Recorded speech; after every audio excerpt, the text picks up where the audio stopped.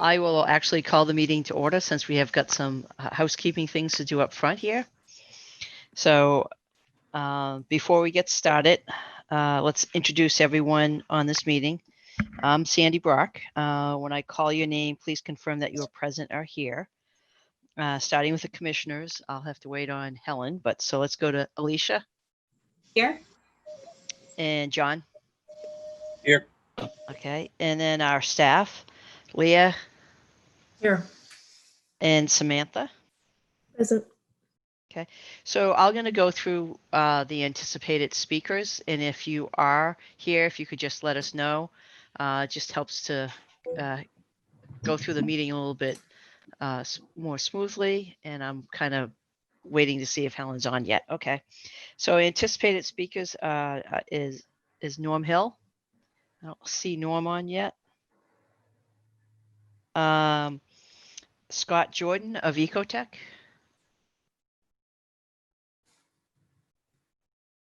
I don't see He's Scott. listed, but he's not responding.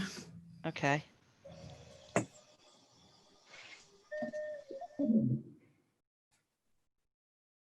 Lawrence Chiralala.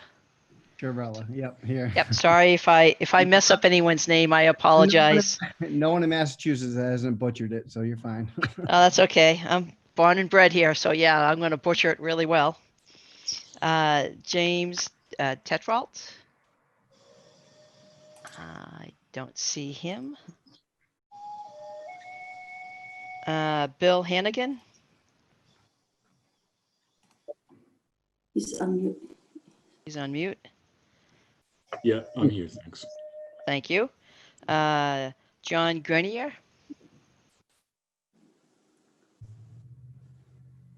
Not seeing him. Peter Engel. There you go. Here. Up, you're here. Thank you, Peter.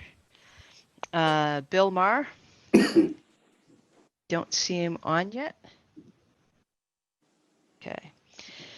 So I have to read a little bit up front to just introduce ourselves, how we're going to run the meeting, and just what's going on with the world today. This open meeting of the Conservation Commission is being conducted remotely, consistent with the Governor Baker's executive order of March 12th, 2020. Due to the current state of emergency in the Commonwealth due to the outbreak of the COVID-19 virus.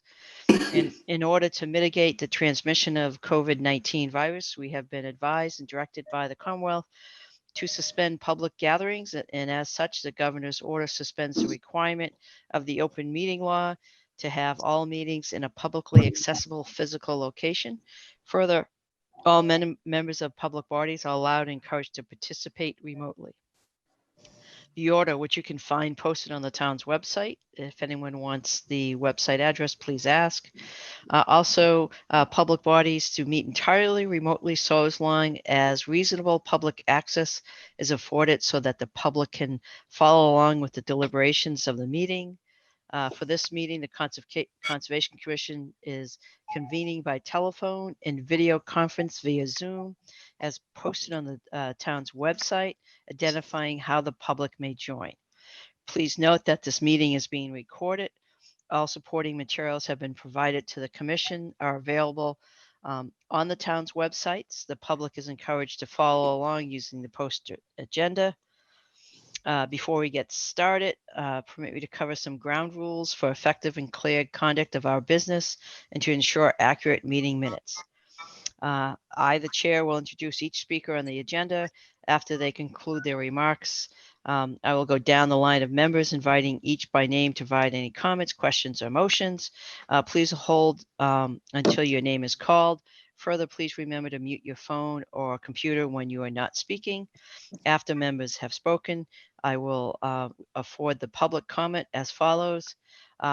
Chair will first read the public comments question received in advance of the meeting, followed by real-time board and or applicant responses. Then I'll read real-time comments questions typed by the computer participants in the chat feature, followed by real-time board and applicant responses. Please note anyone wishing to contribute comments or questions via the chat feature, they need to be addressed to everyone and not solely the individual. Finally, each vote taken in this meeting will be conducted by roll call vote. Okay, it's 7:10. Not sure if Helen is on yet. Okay. When she joins, we'll let you know. So our first hearing is until 7:15. Leah, is there anything that we can take up? Any of Right. the action items are fine. Okay, so why don't we start with the July 21st meeting minutes? Does any of the commission members have any comments? Alicia, do you have any comments? I saw you shake no. Nope, I do not. Okay, John? Nope, I read them. They look good. Great, thank you. And I don't think Helen is quite fully on yet, so I also have no comments. Do I have a motion?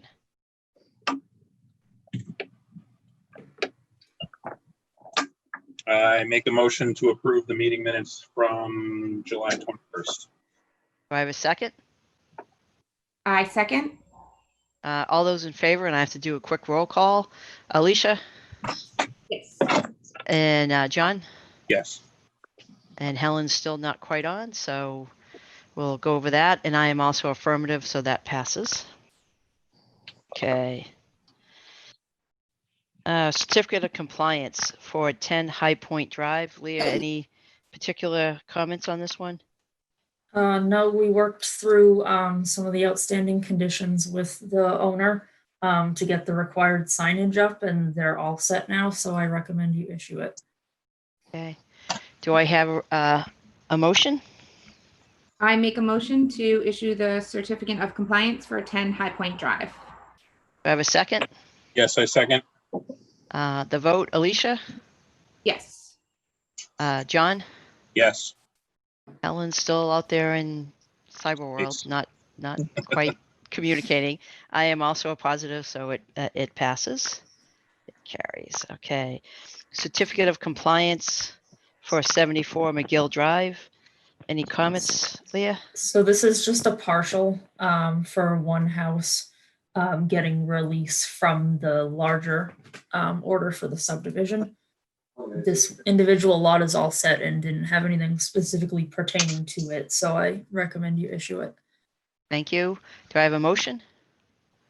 I motion to issue a partial certificate of compliance specifically for the lot at 74 McGill Drive. Do I have a second? I second it. Okay, and I will do a roll call for the vote. And Alicia, Yes. John, Yes. and I am also yes, and so that carries. Okay. So next certificate of compliance, 29 George Hill Road. Leah, Yes. comments? This is an old filing that expired. So we need to close out the expired one, and then they're here tonight to have a new permit. So this is just housekeeping. Okay, great. Do I have a motion? I make a motion to close the expired order for 29 George Hill Road. I have a second. I second it. Okay, a vote. Alicia, Yes. John, Yes. I am also a yes, and it carries. Okay. Certificate of compliance for 37 Meadow Lane. This is another partial, same as earlier, one house looking for clearance from the subdivision order. And this house is stable and all set. Do I hear a motion? I motion to issue a partial certificate of compliance specifically for the lot located at 37 Meadow Lane. I second it.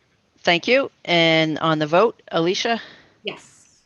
John, Yes. I am also a yes, it carries. All right. So it is now 7:14. Get one more done. Does a chapter 61, Leah, need a little bit more conversation? Potentially. Okay. So why don't we, it's now, according to my computer clock, it's 7:15, so we can start with the first hearing.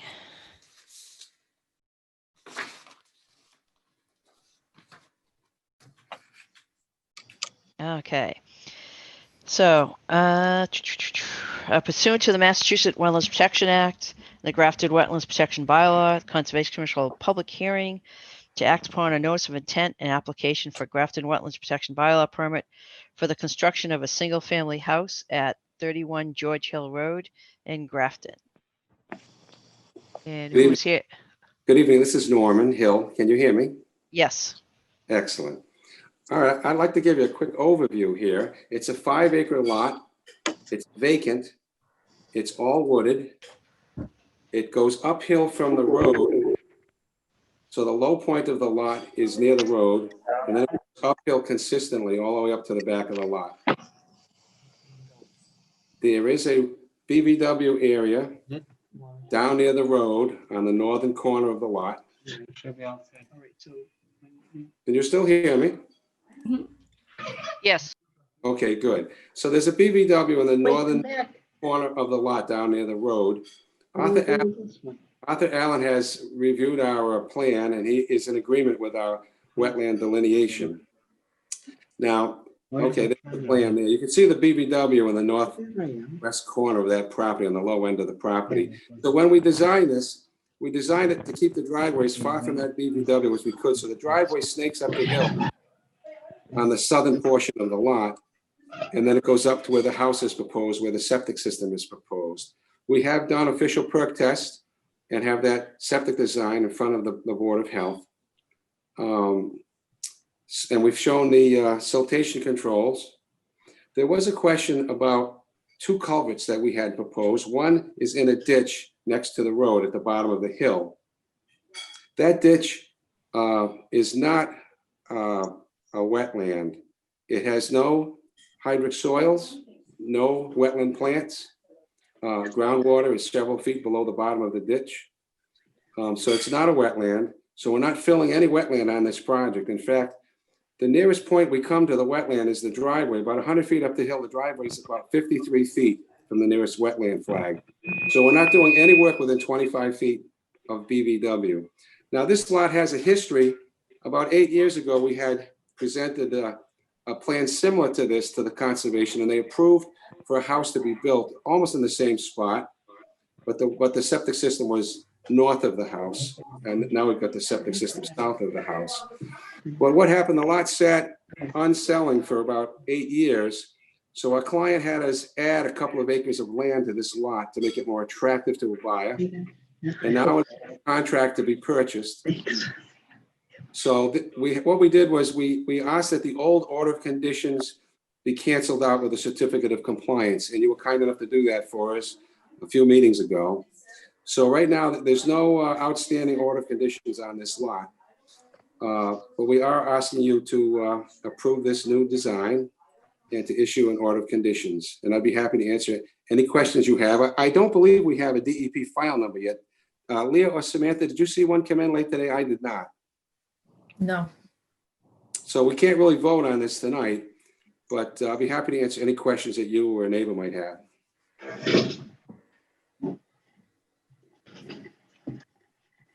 Oh, sorry, just coming off mute. So any kind of comments, Leah, on your review? So the plan you have up before you right now was the original plan where he showed the storm flowage that he mentioned earlier. And also the one down by the road. So there's this storm flowage, if you can see where my mouse is, across here. Yep. And there was a drainage ditch down here. Norman later took those off the plan. I let him know that they are likely jurisdictional under our bylaw, and Art did as well, but he left them off the most recent revision, which, give me 1 second, I have many open right now, is right here. So I had advised putting them back on, as did Art, and then it was my opinion that when they're back on, you then need a waiver request to work within the no disturb. So you guys need to rule in on that. Okay, so the culverts are still there though. Yes. So what's changed is the fact that the previous kind of local jurisdictional areas been taken off, and and Leo, you're just asking to put it back on. Okay. We would be willing to turn those back on. That's fine. And when would we be willing to submit that waiver request with the 25? Was it 25 or $50? I think it's 50.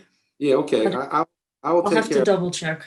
this coming week. I'll take care of that. I will turn those things back on, and I will request for that waiver from the Grafton wetlands. That's fine. And Norm, you said that you have submitted to the Board of Health, but they haven't approved it yet? You know, I didn't check with them today. I should have. So I don't know if it's approved or not. And to be honest, that's not something, we'll comment on. I was just wondering. I will check with them. Okay. So I am going to go around to the commission members and ask if they have any questions on this plan. So I'll start with Alicia.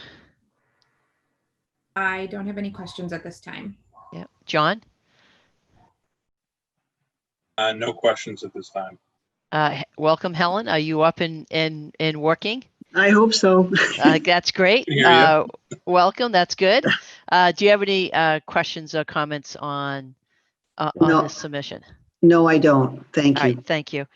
So, so obviously we can't close the hearing or move further along just because of the no DEP number and having to put that local jurisdiction back on.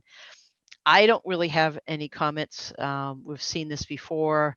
It really hasn't changed a whole lot. As far as special conditions, I think we'll have our typical boilerplate, conditions. Leah, do you have any other than the fact that we have to vote on the 25-foot no disturb, but we can take care of that once you submit that. Anything else for special conditions, Leah? No, I didn't have anything in particular other than the standard. Okay, yeah, that's how I see it. So based on that, I will open it up to the public. So if the public has any comments or questions, please use the chat function. Please put your name in the chat function and we'd be happy to answer any questions. And again, we're talking about 31 George Hill Road, and I'm just babbling on to see if anyone begins to type. Okay. So I don't see anyone typing anything in. So Norm, I would just say, are you requesting a continuance to the next meeting, which is, oh my God, September what? 15? September 15th? Okay. Yeah. Yes, we would like to request a continuance of September 15th.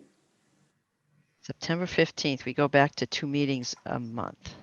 All right. Seeing no one in the chat, do I have anyone to make a motion to continue the hearing to September 15th? I make a motion to continue the hearing for 31 George Hill Road to September 15th. Do I have a second? I second that. I have a motion, a second. I will do a roll call. Alicia, Yes. John, Yes. Ellen. Yes. I am also a yes. So the hearing will be continued to September 15th. Thank you Thank very you. much. It was nice seeing you all. Everyone stay well. Yeah, you too. Storm. Thank you. All right. We've got 6 minutes. We get to do some more. We might be able to fit the one we skipped over before. Okay. So 93 North Street, if you guys recall, is where we are in receipt of a donation for conservation land. And they also had carved off 4 frontage lots in the past. This is the Chapter 61 notification to carve off the remaining lot where the existing house is. So normally this process would be triggered by us receiving a copy of their purchase and sales agreement. They're a little bit behind on working out the kinks in that, but the family, the Ingvalls, were wondering if the commission would still make their recommendation to the select board in lieu of not having that yet, so that they can preserve their timeline to be at the select board meeting, to have the official vote taken. And just to kind of complete that is that, this is connected to, as Leah said, some land being donated to the town. And these are the kind of the remaining lots that they've carved out. I'll go around to the commissioners to see if they have any comments or questions. And then all of my comments are really just around process and not voting against it or anything. I just want to make sure we're doing the right thing. So Alicia, do you have any comments, questions? No? Okay. John? No, I don't. Helen? I don't have any comments. I just have a question. This pertains to the house and the existing footage around the house. And if I understand it correctly, the town would have a first rights to want to take or want to buy this from the Ingvalls? Is that, I'm sorry, No, I guess that's I'm okay. like the old school and got to get a little educated here. No, that's actually great. So on the chapter 61, which is basically has been used for agriculture, so it Yep. falls under this. Yep. And when because of the reduced taxes and so forth, the town has first refusal to buy it. And there's a whole process in that where you have to get appraisals and you can't just buy it right. You have to go through a process. So and for me personally, the families has already been so generous, and I don't see any reason why we would pursue getting this additional land. I have absolutely no issue with giving the selectmen our opinion that we have no desire to buy these extra lots. We already just received something from the family, as a donation. So from my perspective, I think this is absolutely fine. Any other questions around the chapter 61? And we Could- make a recommendation to the selectmen, that's all. Could I, this is sure. Deb Engvall. Could I make a clarification on that, please? Sure.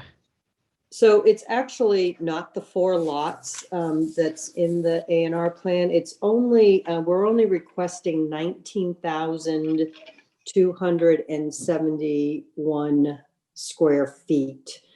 Basically, the homestead lot is being carved out along some of the natural boundaries. It passed the planning board's meeting on July 28th. So basically, the lot is about 59,000 square feet. And since we've been taxed at 40,000 square feet, it's just the remaining 19,000 square feet that we're asking for you to make a recommendation on. So it's not the 4 lots. Okay, thank you. Those have already been covered, and you folks voted on those over a year and a half ago, I believe. So at this point, the reason for the delay is twofold. Part of it is because of the hurricane that went through last week, and we could not get a water test done on the well, and with no power. And the second thing is because of Parker Environmental's report last year that they did, and even though it is a retracted DEP RTN, it has caused delays just because they're trying to do their due diligence. And so we have 2 items going before you folks concurrently, our donation and the sale of the house lot. So I will share that the Board of Assessors have made their recommendation that they're not interested in the purchase of the 19,271 square feet.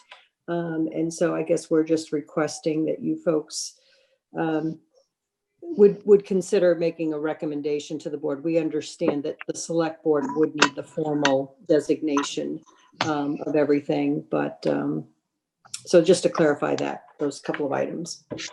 I appreciate you. that on the clarification. So Leah, I don't have any problem going ahead and making this recommendation. It's a little bit of a unique, circumstances. Do you see any issue with us just making that recommendation tonight as far as complying with what okay. I don't think so. Okay, No. that sounds great. So no one had any questions. So if someone could make a motion so that we can send a letter to the selectmen saying that there is no interest in purchasing the house lot at 93 North Street. I make a motion to recommend to the select board that they do not purchase the house lot at 93 North Street. Do I have a second? I second that motion. Any additional conversation or discussion?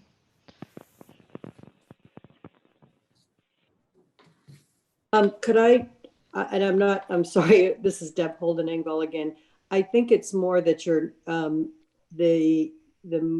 motion may want to read, it's the 19,271 square feet, because the 40,000 square feet has been taxed at the regular rate. Okay.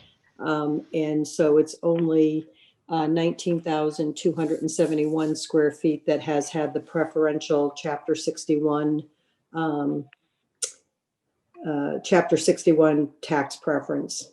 Okay, so so we'll make amendment to the motion to clarify the square footage, just so to make sure when we send the letter to the selectmen, it has the correct information on it.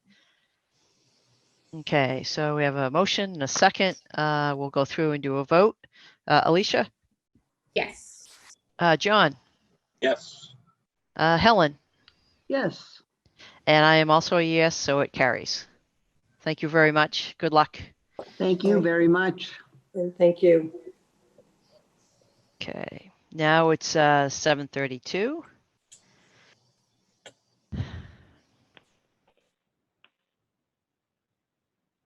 Okay.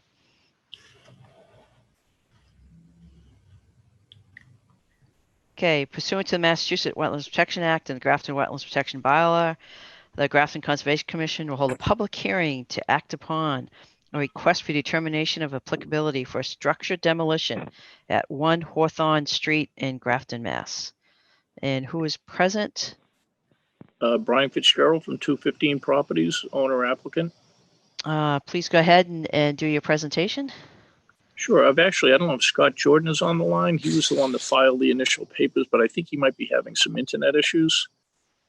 And as you know, the property that's being demoed does have a. Well, is Scott available? Hi, can you hear me? Yes. Okay, great. Thank you. So Scott Jordan from Ecotech. I'll go ahead and do the presentation for Brian. So we filed the RDA seeking a negative determination for structure demolition. Thank you, Leah. Well, we're going to remove a portion of the buildings on the property. I think everybody knows where this older strip mall is, just east of Cumberland Farms, on Worcester Street. The address for the actual building that's going to be demolished is 1 Hawthorne. The area highlighted in the purplish color are the structures that are going to be removed at this time. And these structures are on slabs. So all we're going to do is remove the buildings down to slab. No earthwork is going to be occurring.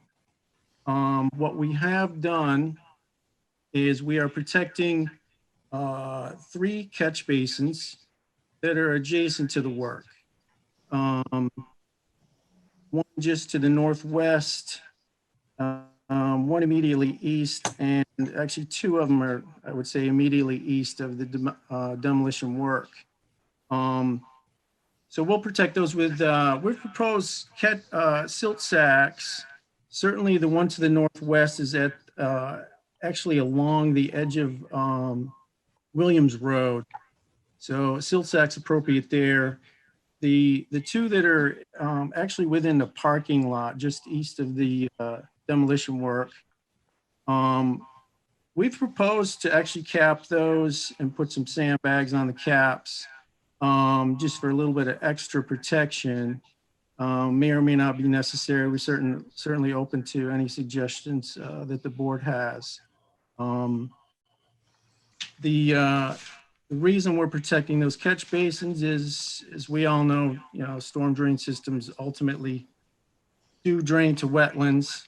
And we actually have a culverted stream under the, if you see the orange line there on the east side of the demolition work, there's a culverted stream, intermittent stream that goes under the property. So these catch basins drain directly to it. So that's the reason for the filing. We don't have any surface wetlands within 100 feet. No riverfront area within 200. What's interesting is the stream, although it's mapped intermittent, when you run stream stats, the stream daylights on the north side of Worcester Street, quite a ways away. At that point on stream stats, we get just over half square mile watershed area. I think it was 0.54, and just enough of a flow duration to for the stream to be considered perennial. However, the riverfront area under the regs, the riverfront regs, there's a provision that states that perennial streams, if they're piped for more than 200 feet, riverfront area starts, ends and begins with a perpendicular line at the culvert. So would not have the riverfront area or buffer zone or any resource areas immediately near the project, just the culverted stream under. And I'd be happy to try to answer any questions. Thank you. Leah, as far as how does this culverted stream, does this connect to the one that goes under Cumberland Farms? Would you want me to speak?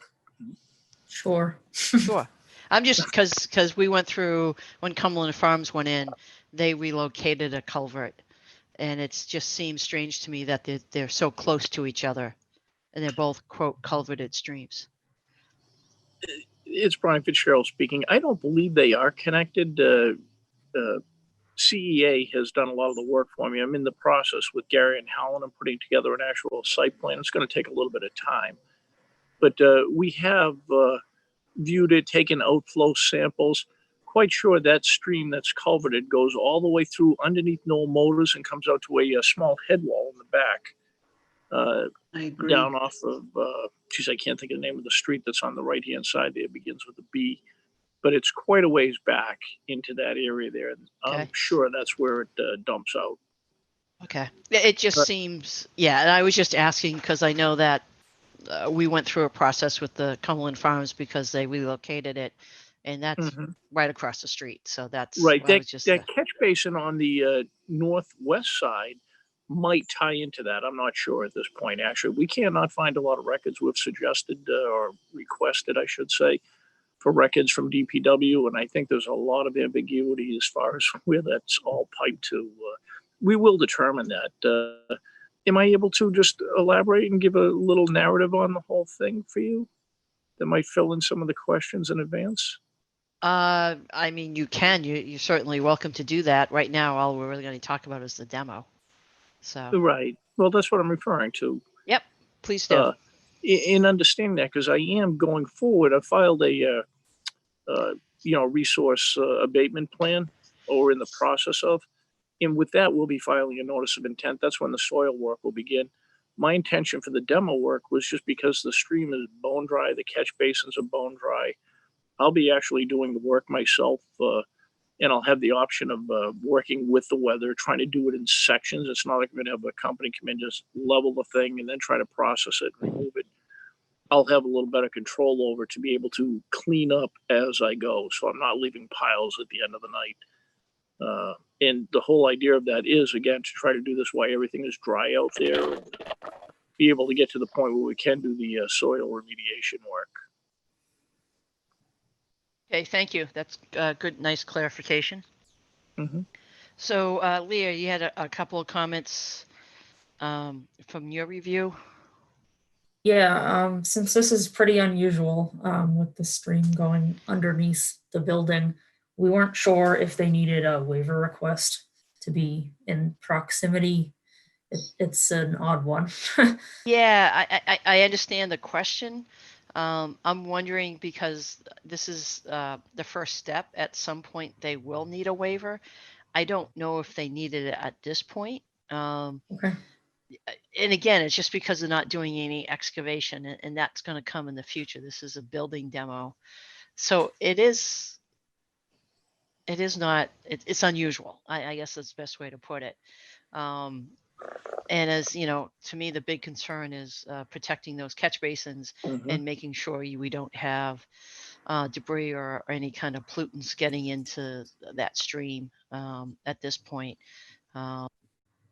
Because really, yeah, this, it is culvert. It is over 200 linear feet, so you don't have the riverfront associated and so forth. You also noted that there is a perennial stream to the west of this Yeah, I site. just wanted to bring this to you guys' attention. I believe Scott Jordan spoke to it already. Let me just find. So USGS, that complex is within this box here. Yep. So there is this segment that is not dashed, so therefore perennial, but he mentioned that it's the culverted section, and Correct. Riverfront would begin at the beginning and end of the culvert. I just wanted to bring that to you guys' attention because I know this is more to the west than the orange line on the last screen we were looking at. Yep. So I don't know if it's something else or just the mapping is a little bit off. Or it's the culvert in under under Honey Farms. Can you go back to Under- that other map? This is actually, I live very, very close to here. So if you, how close? Like less than a quarter of a mile. Like I walk by here twice a day. So do you live within 300 feet? No, Okay. not that close. Okay. Close enough to walk by here a lot, but not close enough that it impacts me directly. I think that stream right there, judging by where it is the one that goes under Cumberland Farms. Yep. That's right on the corner of Amherst. Because you can see portions of the stream at the house that's on the corner of Williams and Amherst. That stream is not underground. So the blue line on the map would be that other one, I guess, not this particular one. Yep. Okay. And that one's culverted too, so you still have the same condition. So, no, obviously, once it gets to the next phase of doing a site plan, they're going to have to investigate those culverts and figure out Correct. how all that water is Mhm. connected. Correct. I still think this one here, being a building demolition, and then not removing foundations, and then not doing any soil excavation, and to be quite honest, that's going to be part of the conditions. But I don't see a big problem, but we should just note it for when we come back, or when they come back with a notice of intent. So I'm going to go around to the commissioners and to see if anyone has any comments or questions. Alicia? I do not at this time. John? So I was trying to follow along with that. I also know this area pretty well. I'm not as close as Alicia is to this, but there's a stream that where this orange line is, and then there's another stream that cuts across where it says Save and Williams Road and runs under Cumbies, or is it one and the same? They're just not located correctly on one of the drawings. That's where I'm a little bit off. And that's my question.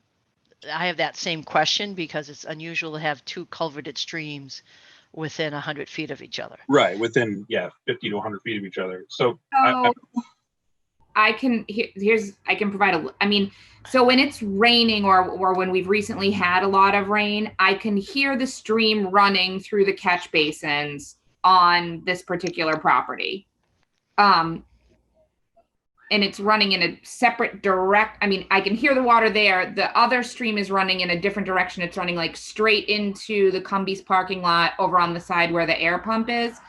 So I would have a hard time thinking that they were both the same, because they basically appear to be parallel if the catch basins are really draining into this underground culverted stream, just because I've heard the water running there before. I walk my dogs in a loop that's somewhat near here. Yep. However, I can't think of anywhere in the neighborhood, even behind there, where this particular stream is above ground where I've even seen it.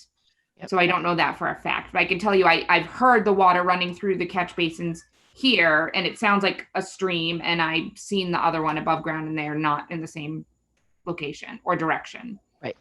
And I think obviously at this point, because this is a building demo, everything's above ground, there's no excavation into the ground, that when they come back, they're going to have to make sure they've done not just the research on record plans, but whether they have to camera it or something. They need to confirm what they believe when we come back with a full survey and stuff. So that is the plan, is to scope it. Yep.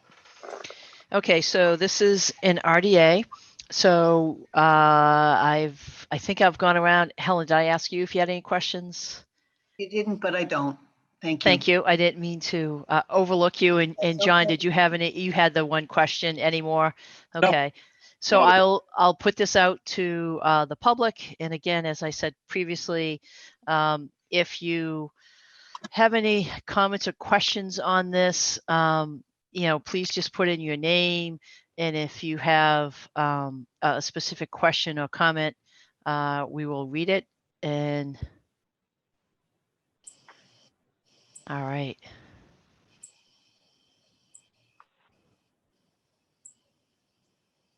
All right.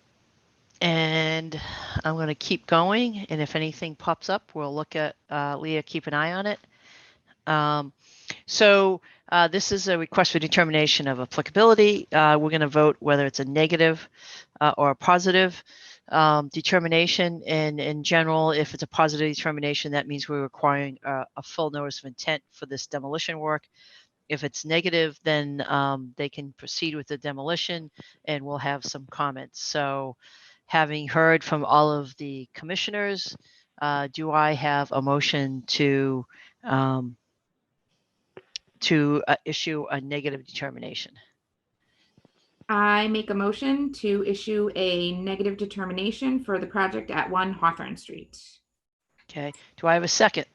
You have a second. So we'll just discuss some conditions. I think, in general, it's a RDA, so you would. I think the only ones is just to make sure that this project is limited to the scope of what was discussed here, which is building demolition only.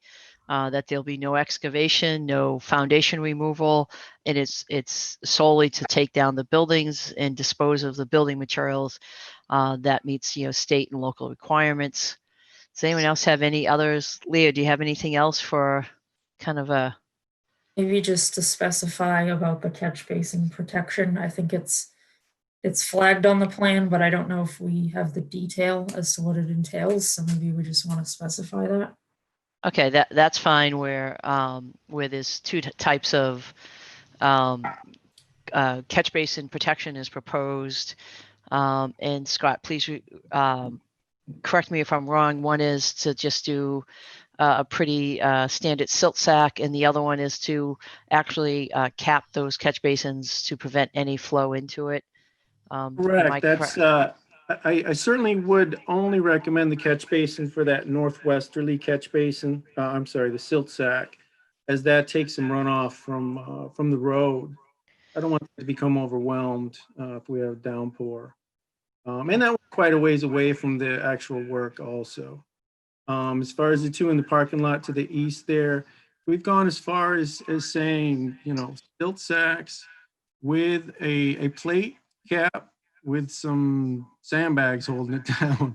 So that's, if you want that or something in between, it's certainly So we'll include that as a condition and basically indicate, that approach or something equal to that. And then you can, when Leah goes out to take a look at the erosion control, she can make a judgment on what's going on in the parking lot and make a final call on that. Sure.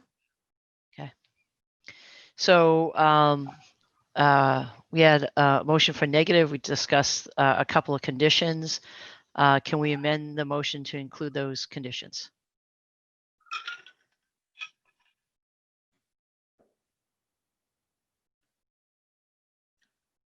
And the motion would just be to add the erosion control condition, and then that this is building demolition only, and no excavation of any soil or ground or removal of any foundation or anything else. Those would be the conditions. I would like to amend the motion to include that the catch basins will be protected as indicated on the plan. And also that this will be only for the building demolition of the buildings that are designated on the plan, and it will not include any soil removal or subsurface work. Great. Do I have a second on that amendment? Certainly do. Thank you. And I'll just do a roll call. Still don't see any public have any comments. So Alicia, Yes. John, Yes. and Helen. Yes. I am also a yes, and it carries. So that's all Thank you set. very much. Good luck. Hey, thank you. I appreciate your time and consideration. Thank you. You're welcome. Take- Bye-bye now. All right. Next public hearing, 7:45. Okay, pursuant to the Massachusetts Wetlands Protection Act and Grafton Wetlands Protection Bylaw, Conservation Commission will hold a public hearing to act upon a notice of intent and application for Grafton Wetlands Protection Bylaw permit for the construction of a single-family house at 29 George Hill Road in Grafton, Mass. Who is here to present that? Emily and Lawrence Chirella. Okay. Be So- my guest, and you can have Leah help you. I was Right. just gonna interject one thing real quick for the commission. This is the filing we talked about a little bit earlier. You guys closed out the old one with a COC. Okay. A filing that came to us in, I forget what month now, but earlier this year for a request for minor change. We had an oversight and took action on that minor change and approved it, even though the order had expired. So this is their refiling for a new order so that they have an active permit. And I believe they are using the same plans you guys looked at for the minor Previously. change. Okay. I can pull those up right now. That would be great. Thank you.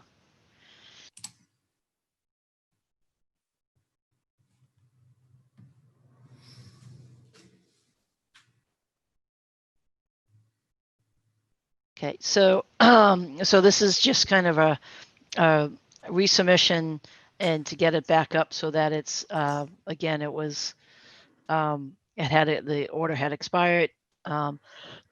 We voted to issue certificate of compliance on that, and this is the new notice of intent to create the order. Lee, are there any changes to the conditions that we had previously indicated in the previous order? No, and actually, when they did their minor change, if I'm remembering correctly, it moved the driveway further from the resource area. Okay. And they are still able to maintain our 25-foot no disturb. The previous order had a condition in it for signage as well as like either a split rail fence or boulders to mark out the 25-foot no disturb. I would recommend keeping those conditions, but we didn't have anything else beyond our standard. Okay, great. I'll go around to the commissioners for any comments or questions on this. Alicia, No. John, No comments. Ellen. I have no comments right now. Okay. I also have no comments other than to say we should continue with the previous conditions as the previous order of conditions So I'll just reach out to the public. If anyone has any comments or question, please use the chat feature and put in your name and make sure you send to everyone. And we'll be happy to answer any questions.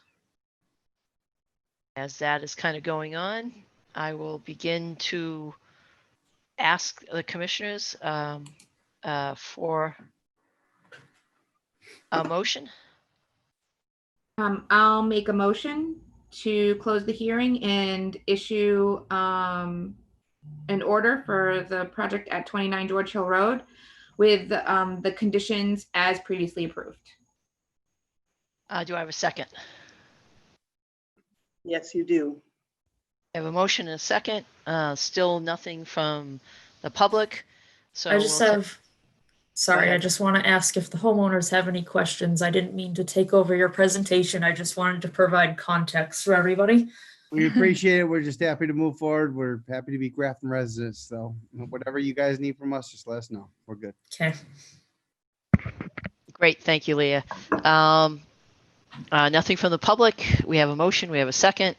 I will take a roll call of the commissioners. Alicia, Yes. Helen, Yes. John. Oh, you were on mute. Just to. Yes. Okay, great. Thank Yeah. you. Sorry for putting you guys out of order this time. The Brady Bunch thing has moved around on me, so I go by who I see. So I am also a yes. Therefore, that carries. All right. Congratulations. Good luck on with your house. Thank you Thank so you. much. Have a good night. All right. You're welcome. Okay. All right. It is 7:57.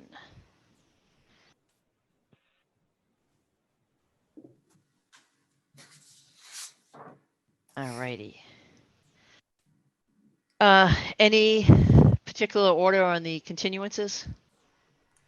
I don't think so. We have most everybody here waiting, so. All right, it's going to go by the order I see it on the agenda. Okay. Pursuant to the Massachusetts Wetlands Protection Act and the Grafton Stormwater Management Bylaw, Conservation Commission will hold a public hearing to act upon an application for Grafton Stormwater Management Bylaw permit for the construction of a duplex at 80 Snow Road, Lot 2. Who's speaking to that? So that one's James Tatro. He was on as an attendee and I promoted him to a panelist. I don't know if he can hear us. I can hear you. Can you hear me? Yes. Okay. Thank you. To the chair, we're here for lot 2 at 80 Snow Road. Asking for a stormwater management permit. And we, a little while before your July meeting. Sorry to interrupt you. Whoops. It looks like you must have two mics opened or a mic and a speaker because we're getting kind of a double weird feedback from you. Oh, sorry. I'm speaking on the telephone. Okay. If you have your computer on, it may be picking up your voice from the computer because it's basically you got a reverb or something. I've got no microphone, so that would be an interesting effect. Let me try to mute one of you. Hang on. All right, talk now. Okay, can you still hear me? Perfect. Yeah. It's just you Okay. and you alone. So go ahead and please proceed. Okay, sorry about that. A few days before your July meeting, but not in time for things to be reviewed and heard, we submitted revised site plans. They actually cover both of these lots, lot 2 and lot 3 at 80 Snow Road, but I believe we're just first taking up lot 2. And those plans dated July 7, 2020, were revised in response to the review letter from the peer reviewer, Jeff Walsh of Graves Engineering. And we subsequently received a letter from him dated July 27, which identified two things he still had some concern about, and I'm just going to briefly touch on those. They're really sort of more on the planning board side, but I just want to go through this quick so you know that I think you'll agree that there's a clean letter from your reviewer at this point. One is that he said that this is a planning board site plan requirement, that the plan did not show all the structures within 200 feet of the property. And actually we had added a detail sheet to the set, partly to address that because we were putting things on a scale that didn't quite let us show all those things. And he subsequently emailed the next day, July 28th, to agree that sheet D7 of the set does show in the upper right those structures within 200 feet. And he had another comment, number 14 of his, which was in regard to site distance, just suggesting that we do these site distance improvements right away so that construction vehicles will be able to take advantage of them, and that we also do a sort of a check that everything is okay as soon as possible. So I just wanted to emphasize that your reviewer looked at those plans dated July 7 and had those two sort of objections, one of which he, I think, retracted, looked again and saw that sheet D7 does have all the structures, and the other is in regard to site distance. Neither was actually a stormwater review issue, but I just wanted to touch on those quickly. So what we're proposing here is the construction of a duplex on lot 2. It's an area that none of the work is within a buffer zone, not even a riverfront area. Nothing is in a Wetlands Protection Act jurisdictional area. And we're proposing to install a erosion control barrier at the downhill limit of work on these lots, consisting of a stake silt fence backed by staked straw bales. And the way that these lots are both going to work for drainage is that everything collected, roof and most of the driveway, we can't get all of it that's leading down into Snow Road, but most all of it will be collected, run through a Vort Sentry catch basin and into an infiltration structure, in each case on the south side of the driveway. And each of those infiltration structures is so large that they're not letting out any pipe discharge until the 25-year storm is what the drainage reports show. So I would just say that it's a simple construction of a duplex on this lot. There's probably a rough, even grade. There's going to be some cut in the backyard behind this unit. There's going to be some fill, especially on the south side of the driveway. There'll be a little more cut, again, right at the road and doing the work that's being called for to achieve adequate site distance. But we will have a site entrance mat. We will have an erosion control barrier at the low side limit of work. And I believe that Jeff also agrees that we have submitted a stormwater report checklist that we've addressed all of the 10 standards. I'll try and take any questions if you have any. Sure, and obviously you're not here because you're within a jurisdictional area of the Wetlands Protection Act. You're here because you're under the stormwater bylaw and regulations, which the Conservation Commission administers. So we're really not going to need to talk about wetlands at all. This is purely stormwater, and it's a permit that's going to get issued under that bylaw. So I really only have one question, and that is, what is the soils in this location? If you're not getting any flow out in the 25-year storm, that's pretty impressive. What's the soils? No, not until the 25-year storm. We were having no flow out. It was a Situate and Canton were the two series soils on the mapping. And as I'm speaking, I'm flipping through to the deep observation holes. We had one with a number 2 with a loamy sand as the texture in the sea horizon layer, and actually number 1 was a sand. These were it was very good material, probably a little better than we thought, but sometimes these transitions down to ponds, I think our experience has been sometimes the mapping is a little more hit or miss there, where sometimes you're a little better or a little worse than maybe you were expecting. And we use the infiltration rates ascribed to those 2.41 inches per hour for the loamy sand, Yep. the 8.27 for the sand in figuring these. No, and that's fine. I just wanted to check on that. I will go around to the commissioners and ask if they have any questions. Alicia, I do not. John, I do not. and Helen. Not about that.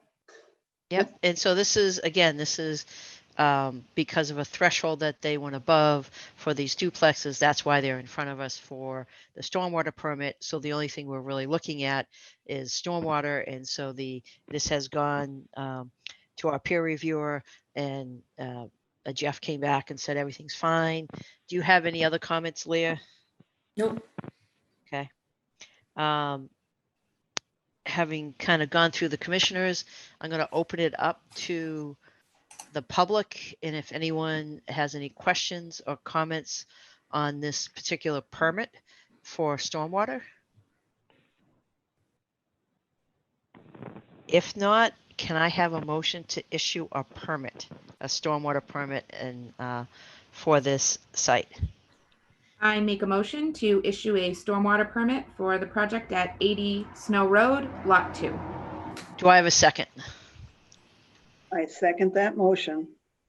I have a motion and a second, and no one chatting in the chat box, so I'll do a roll call. Alicia, Yes. Helen, Yes. John, Yes. I am also a yes. So this next one, because it's continuation, I can keep on going with Snow Road. Yep. Sorry, I need And, to go down to yes. I just need to read the Sorry. here it is. Pursuant to the Massachusetts Wetlands Protection Act and the Grafton Stormwater Management Bylaw. So this really shouldn't be the Protection Act, Leah. It's just the Stormwater Bylaw, correct? Just the stormwater bylaw. Okay. Correct. Cool. Conservation Commission will hold a public hearing to act upon the application for Grafton Stormwater Management Bylaw permit for the construction of a duplex at 80 Snow Road. This would be Lot 3. Go ahead.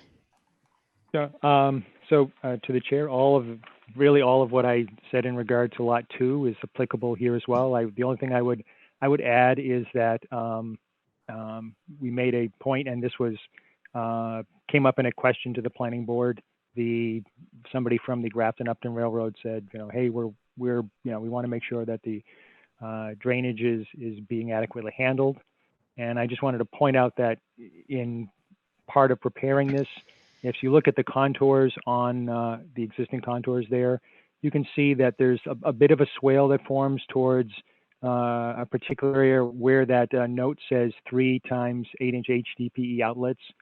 That's sort of where all the water is going from, well, much of the water anyways, I should say, from Lot 3 and some of Lot 2. And we kept the proposed discharge from the infiltration structure in the same area, so that, even though it's only going to, we believe from all the modeling, only have pipe discharge in the 25-year and bigger storms. When it does come out, it'll at least still be going to the same point where runoff was to some degree concentrating before. We know that it's a big deal that you could have a big property line and have no more flow across the property line, but if you're concentrating it all at one point where it wasn't going before, you can create a problem. And just wanted to point out that we're, putting it in the same area as it would have been concentrating, or is concentrating, I guess I should say, in the existing condition. And I would just add quickly that in the course of the review of the site plans, Jeff Walsh found that I had mistakenly called the subcatchment directing flow to the infiltration structure on lot 3 much larger than it actually was in the previous iteration of the drainage report. And that wasn't all bad, as it turned out, because he also asked us to make the turnaround area for people parking in front of lot 3 larger. So we actually had more impervious surface after making that change to address a different comment. So anyways, there was a little back and forth in how the drainage calculations went. But but everything has been reviewed by Jeff, and again, he signed off on our modeling of the outflow from Lot 3. So I will just answer any questions. And again, as I say, the infiltration structure under the ground there off the south side of the driveway will start to have pipe outflow in the 25-year storm.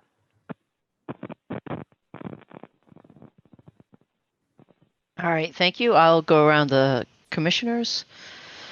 Alicia, any questions? I do not have any questions. John I don't have any questions. and Helen. I do not as well.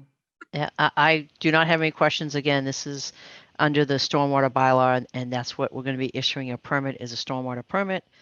Let me open it up to the public.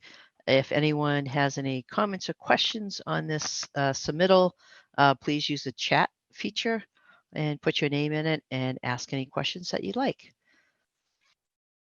And as we continue to watch that, I will ask for a motion on for the stormwater permit. I make a motion to close the hearing and issue a stormwater permit for the project at 80 Snow Road, Lot 3. Do I have a second? You do.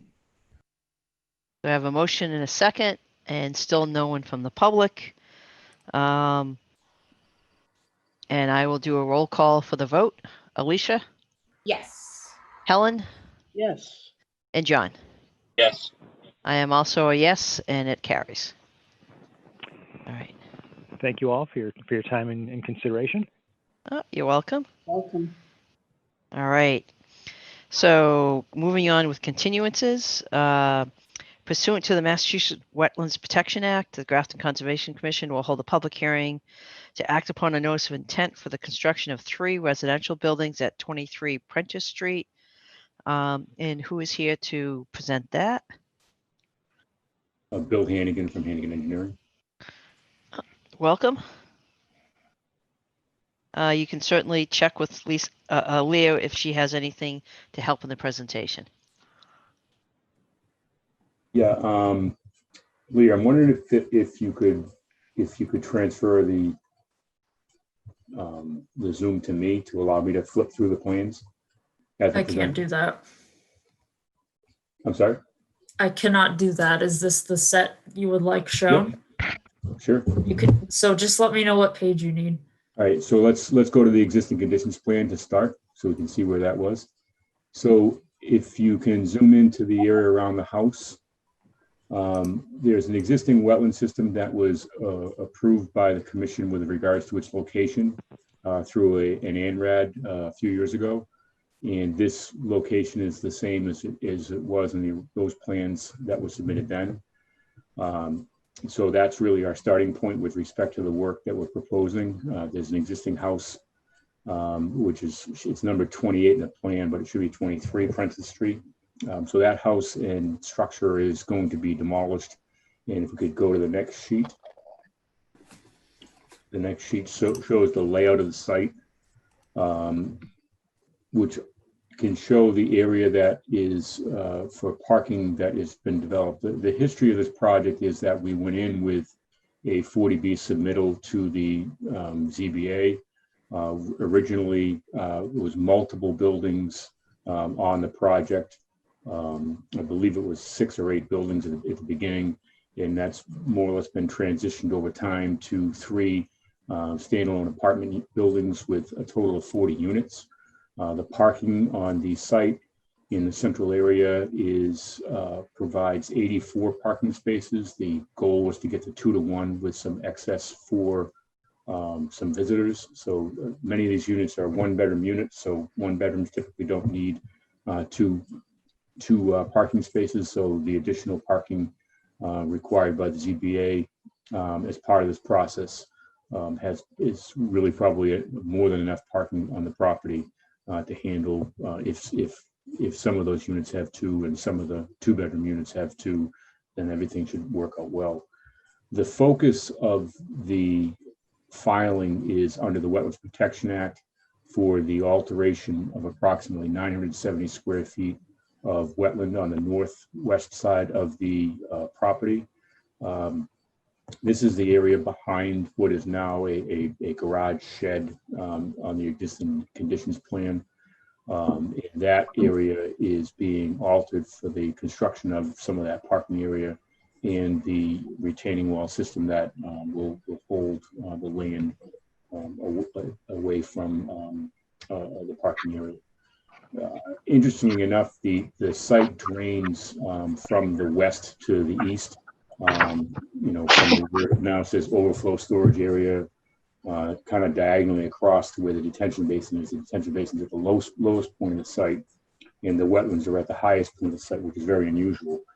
This wetland system right now drains into an existing drainage system on Prentice Street, which then connects to the drainage system in Shrewsbury Street, Route 140. If we could go to the next sheet, please.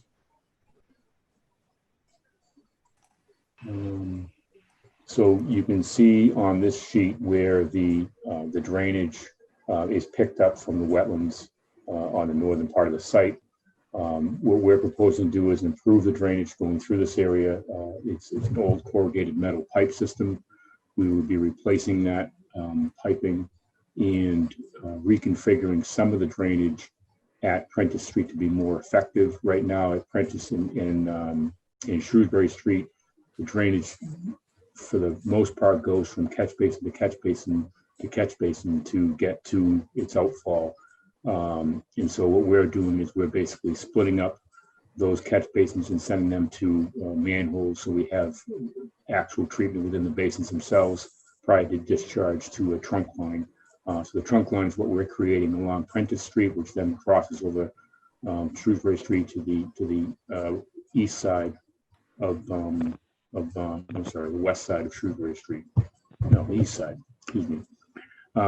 So the overall project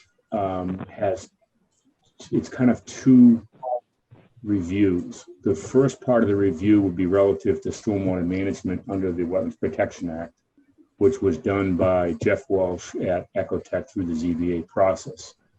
So the drainage for the site, as I said before, comes down to the low point in the corner, and then was dumping into what is shown as Inlet A. Right now, that inlet is a drop inlet catch basin, which is part of the system that's to be abandoned. So that's where everything drains to right now from the site. There's areas to the northwest of the site that drain into this wetland, which then gets connected to the existing drainage that we're replacing on Prentice Street. So as part of what we're doing with the alteration, we'll be altering about 970 square feet. We'll be replicating with 997 square feet, a little bit more than 1-to-1 under the Act. Excuse me. And that will then also drain into a new overflow inlet system at the north part of the site, which will then reconnect to that section of drainage that's being rebuilt down to the drainage in Prentice Street. So the objective basically is to keep the drainage pattern the way it currently exists, but improve the quality of water, both from the existing land as well as from the proposed site that's being discharged to the drainage system in Shrewsbury Street. The project itself will provide, we're going to provide some grass areas and some landscape areas between the paving and the wall, and between the paving and the proposed replication area. We had comments come in from Art at Ecotech requesting some additional plans and some additional documentation. One of the things that actually from Leah that was requested was a demolition plan as part of the project. So that I think we submitted. If we can bring that demolition plan up, I think that goes with the construction sequencing plan. So is that a separate attachment, or is it part of this? It's not part of this sheet. It's another, this set, it's a different set. Okay, so the latest thing I have from you is your wetland plan. Did it come in before or after that? Well before that. So The original notice of intent we submitted, then we submitted a supplemental letter. That might be right there. And there would be a letter. And then there would be test pit locations. Might be at the end of this. A lot more sheets than I thought.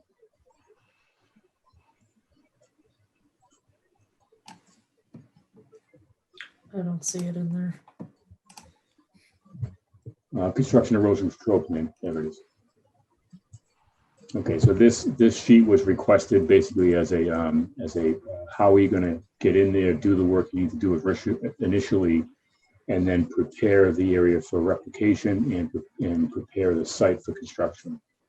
So the intent is to build a construction entrance onto the site, and then do the tree cutting, followed by the removal and stockpiling of the soils from the wetlands area that's to be disturbed.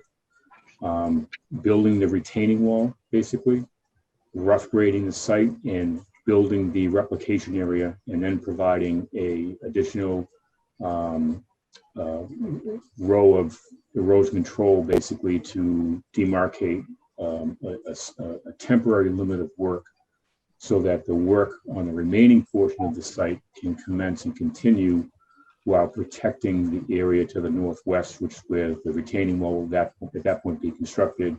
The wetlands will, that was altered will have been replicated, and there would be the ability to allow that to basically take hold and vegetate and grow while the rest of the construction is going on. So that's really the first part relative to what we're doing under conservation jurisdiction to ensure that the wetland replication area gets constructed at the onset of the project. At that same time, once that's complete, the site will be rough graded to allow the detention basin to be constructed without all the outlet piping, et cetera. It'll be temporarily utilized as a silt and sediment basin during construction. And as the construction project continues, the elements of the drainage system will be installed, and the full drainage system, the full detention basin system will be completed as part of that. The basic plan is to construct the first building close to Prentice Street with the majority of the drainage infrastructure installed for the entire site. Excuse me. From there, we would be working on the parking lot paving work for a portion of that site, then constructing the second building, continuing with the site paving, and then the third building, and then finalizing the site paving. But all the drainage infrastructure work, if we can go back to the site plan, you'll see that the majority of the drainage work on the property is within the first, the area of the first building.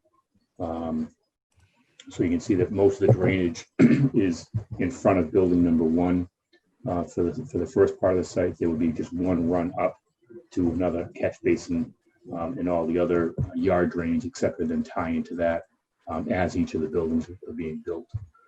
So the drainage system essentially gets constructed as soon as the site is stable enough, with the detention basin being the sediment basin early on, converting over to a detention basin, retaining walls get built, buildings get built, and we just move through the site. Majority of that work ends up being outside the buffer zone. So I think the most critical part of it is being taken care of at the onset with the alteration and replication of the altered area and protection of those areas during the remainder of the part of the discussion. So if there are any questions, I'd be happy to answer. A couple of ones. Can you respond to the DEP comments? The DEP comments, those are probably the only ones I don't have pulled up on my screen. So do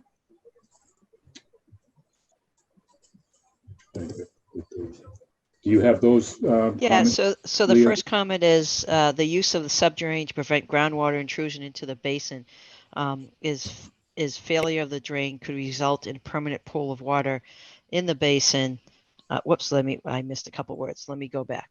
The use of a subdrain to prevent groundwater intrusion into the basin is not recommended, as a failure of the drain could result in permanent pool of the water in the basin and/or a decrease in the volume of the basin available to control peak runoff.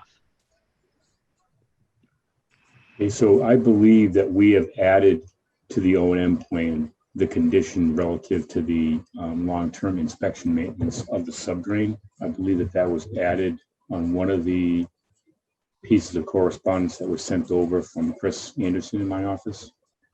And he's on vacation, so I have to search for that for a second. That part is, that specific sentence about the O&M plan is all set, but the rest of the comment is what we're talking about. Okay.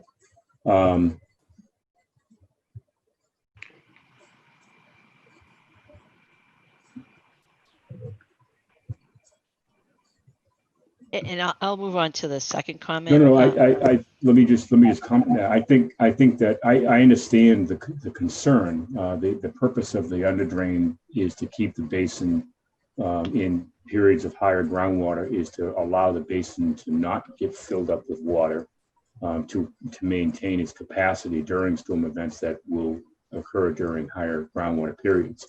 During lower groundwater periods, the idea is to allow the basin to provide some sort of, although not counted as infiltration or recharge, but to allow some recharges in the time of year, for example, that we're in right now, where there is drought and get rain, that water gets recharged back into the ground. The maintenance of it is really critical, and we agree that it's critical, and that's why it's part of the operations and maintenance plan to do so.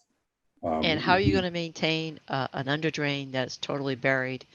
And it's not totally buried. Okay. It's a layer of pea stone on top, and the drain itself is covered with filter fabric around the 3/4 inch stone around the pipe. Okay. So it's but not, it's underground. not buried. It's can you show me the detail of that? Sure.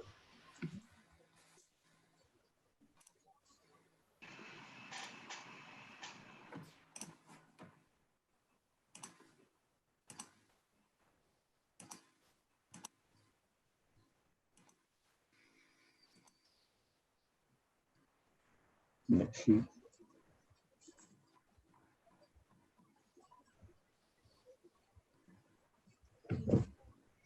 Okay, so one more sheet. Yep. Yeah, so the subdrain details the bottom and the. Oops, sorry. Yep, that's fine.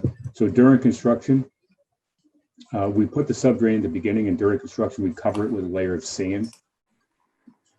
And what that does, that prevents the stone from getting silted up during construction, and that has to be maintained. And then, as a final part of construction, the sand's removed and the pea stone's removed, and it's replaced as part of the final aspect of construction. The stone in the actual subdrain, 2 feet wide by roughly 2.5 or so feet deep, that's covered with filter fabric in its entirety during the initial construction. But it is open. Okay, so that's a recipe for a problem. Yeah, that's, first of all, you talk about infiltration during dry times. I would want to see at least a minimum of 12 inches or 6 to 12 inches of unexcavated material on the bottom of your basin while you're using it as sedimentation, and not to put that subdrain in until after everything has been stabilized. I've just run into too many cases and seen too many times. We can do that. That just is asking for trouble.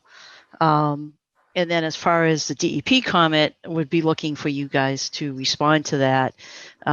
Basically what they're saying is, if somehow that, you got filter fabric around there, so if at some point there is, silt or something getting in there, whether it's during construction or whatever, that fabric will clog right up and not work properly.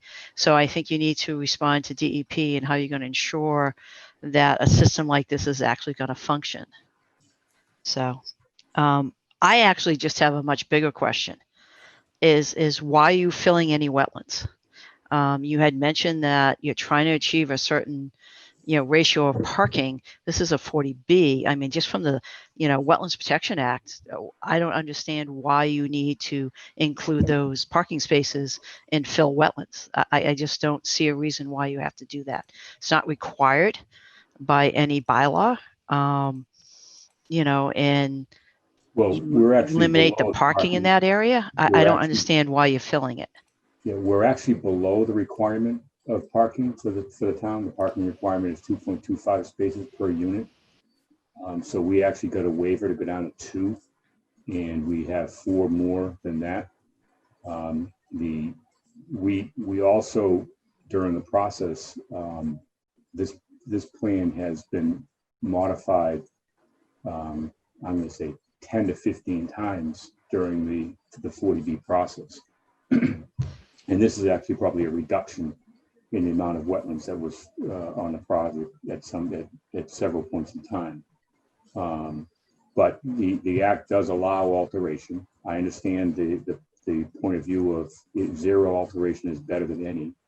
But at the same time, the functionality of the site is also part of the design. And I think that to try to go around this small section of wetland, when it can be replicated on site, I think that takes away from what the intent for the project is. I could come up with 3 different design approaches that you wouldn't have to do this. You wouldn't have to do any filling of the wetlands. I guess I need to be, you need to demonstrate why this is being done and why you're filling wetlands when you can have options where you do not need to fill that. Well, we have competing boards is what it comes down to. So the board that we're in front of right now has seen these plans that we've submitted in various iterations. And we've received comments from this commission, from Leah, and from the commission regarding the project. And this is the first time that the wetlands alteration, quite frankly, has been brought up. The alteration, the questions that were brought up before relative to stormwater management and those types of items. We have 2 memos that we received through the ZBA during the process, and the wetlands alteration was never brought up as one of those items that was of concern. So quite frankly, I didn't expect that was going to be the question tonight. So who do the memos come from? It came from, I believe they came from the Conservation Commission, that they reviewed it and issued comments. I don't know the exact, I can look. Okay, we will also look too. I mean, I'm just looking at, and I understand you're trying to get in as many units. I don't really care. You could put really tall buildings. I don't care. I mean, our jurisdiction is really, confined to the Wetlands Protection Act, protecting the wetlands and making sure the stormwater doesn't adversely impact the wetlands. I mean, I'm not going to go, I don't care how many units you have. I don't care about any of that. Go for it. Do whatever you can get. That's not in my purview. My purview is, what you're doing to the land, the capacity of the land, and the fact that you're, altering wetlands, and you're just barely over 1-to-1 a replication area. And I don't know, unless you have really, really fortunate times, it usually takes a more replication area to actually establish. Typically most towns look for 1.5 to 2.0 times the replication. And the reason why those are requested is simply because typically when you do a replication area, not all of it becomes basically a vegetated wetlands. Absolutely, 100% agree. Absolutely. Yep. And I think that is going to be part of the responsibility of the wetland consultant on this, as well as the developer, is that when the wetland replication area is constructed, it's constructed properly. And once it's measured, there's going to be I'm sure that Art Allen's going to be involved in that replication, and that if it's not enough area, that it's going to need to be adjusted and tweaked, and to make sure that the actual replication fulfills the requirement of the regulations. Absolutely, I have no argument with that. What we're trying to also do on this is be able to provide enough room between, for example, the dumpster pad and the mailbox area, between that and the replication area, to make sure that it functions. Now, we could go to the back of the dumpster area, expand it out, and get our 1.5 to 1. So there's two ways of doing it. I can go further and show you that I can get 1.2, 1.3 to 1, and then hope I get 1 to 1 at the end of the day. That's kind of the reason why we all look at this as why do you go with over 1 to 1? It's because the replication requirement is 1 to 1. So if we can go above it a little bit, then yeah, we make it. So we can show that way. I think that we would have to show some sort of a physical barrier between. I think we probably can add that anyways. Is some sort of a physical barrier between these elements of the mailbox, the sidewalks, and the dumpster pad, to physically deter any additional encroachment. But I think that the replication area to me is easier for me to address than your question of why are you filling? Right. I mean, that's just a general question. I understand. And I need someone to convince me why, and I think all the other commissioners want to know why you're filling. This is a very tight site, but you're using a surface basin. You could have, that surface basin is an old-fashioned hole in the ground. You're not doing any low impact stormwater features on the site.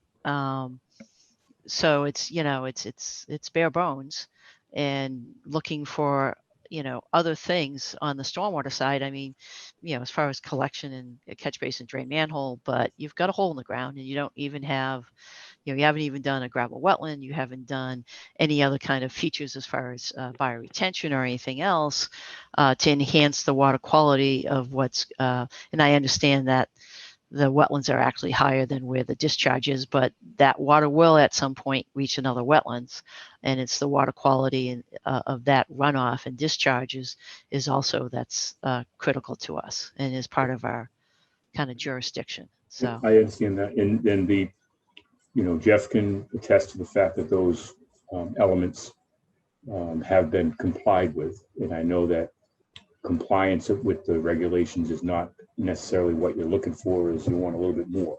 So I mean I get that. What we're trying to do is we've been working on this project for 5 or 6 years now, I want to say, and this is the point that we ended up with the ZBA on the project. So had we had feedback from the commission 2 or 3 years ago that the alteration of the wetlands was a concern, we could have potentially built that into our discussion with the ZBA of eliminating parking spaces in order to try to make this work. And it's kind of we're kind of working backwards now, because I don't know if we can go back to the ZBA and say we want to eliminate 5 or 6 or 7 parking spaces because conservation doesn't want them. And I understand that that's not your concern. So it just I guess I'm a little bit unprepared to address exactly how to address this because of the fact that I wasn't seeing this as the question that was coming up. The questions that were coming up from the commission, and I did look at the memos. The memos were in fact from the commission itself, and the questions were more about stormwater management and making sure that we complied with as much of the Grafton bylaws with respect to stormwater management as possible. So that was our focus, quite frankly. And part of the Grafton stormwater bylaw is to try to have low impact development approaches to stormwater. It's not required, but it is something that we have in there. So there's 2 parts of this, and I need to at least state it, but I don't want you to take it offensively. Okay, and just by me saying that, it becomes offensive. I understand. But right now, from my client's perspective, the discussion regarding the Grafton Wetlands Protection Bylaw is off the table.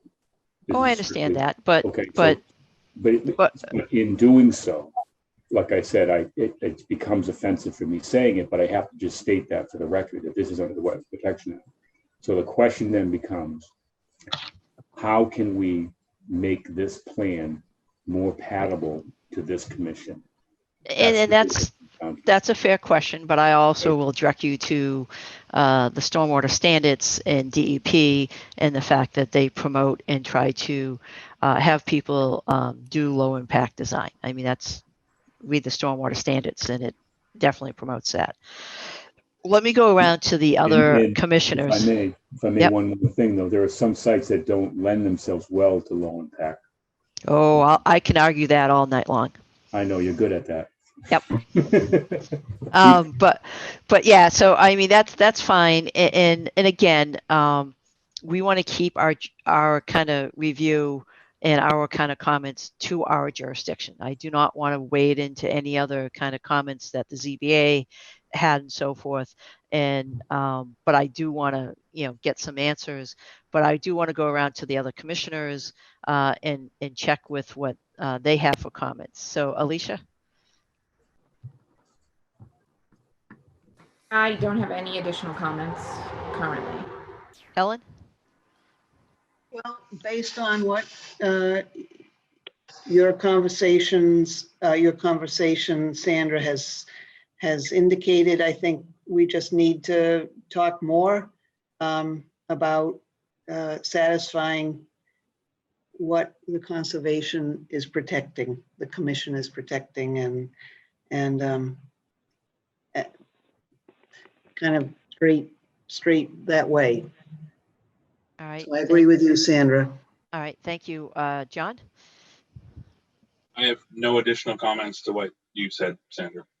Okay, great. And again, I think, to be fair, I want to go back and look at what we did for memos and so forth and what we actually saw for plans at that time. Usually when we get asked by the ZBA, it's a very cursory look at things. But I also want to be transparent in what we sent and what we had said at that time. And again, I'll push and ask questions. To me, the role of the Conservation Commission is try to protect the Wetlands Protection Act, to enforce the Wetlands Protection Act, but also protect wetlands in general. And so that's kind of what I'm trying to do. I think there's a couple of things. Leah, do you have anything else? There was one other DEP comment we should mention now that I was not sure has been addressed, which is meeting the 80% TSS removal. They have specific watersheds. They asked if subcatchments P110 and P112 meet stormwater standard, the 80% TSS removal. And if Chris Anderson was not on vacation, he could tell me I know that he has looked at that, and I know he said the answer is yes. Why the answer is yes, I don't have on the top of my head. So what I'd like to do is just circle back on that one because I don't want to speak out of school here. But I'm 90% sure that he's looked at that. And I'm not 100% sure he's looked at it and he's reviewed that. I think it was something about the fact that the watershed they were looking at was a pre and post, and it was the same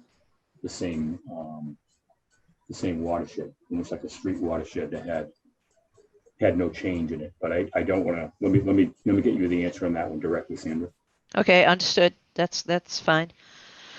I'm going to open it up to the public, and if anyone has any comments or questions on this project, please use the chat function and put your name in, and we'd be happy to answer any of those.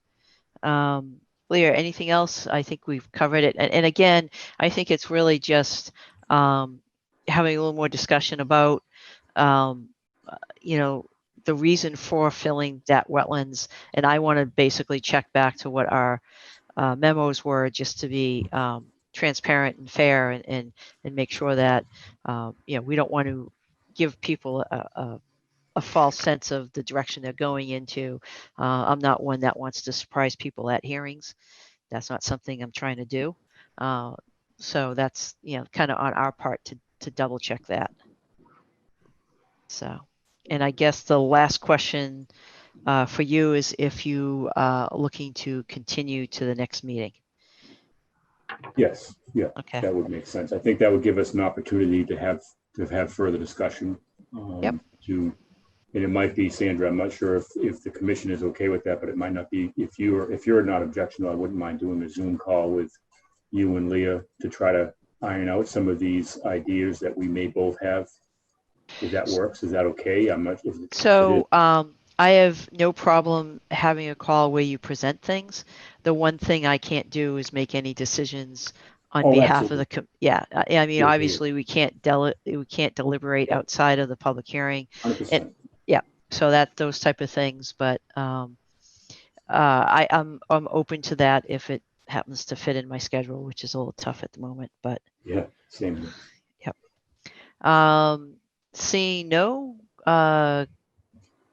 Seeing nothing from the public, having had the applicant request the continuance, and I'm assuming that's to September 15th. That's going to be tough because I'm not going to be in the country. There's another country on this planet that's accepting citizens, U.S. citizens. Yeah, it's a long story. It's okay. I don't need to know it. My anniversary is the next day. How's that? That help? Okay. Let me go to the calendar. So, Leah, it's the 15th, and then it would be the 29th. No, I gotta look 1 second.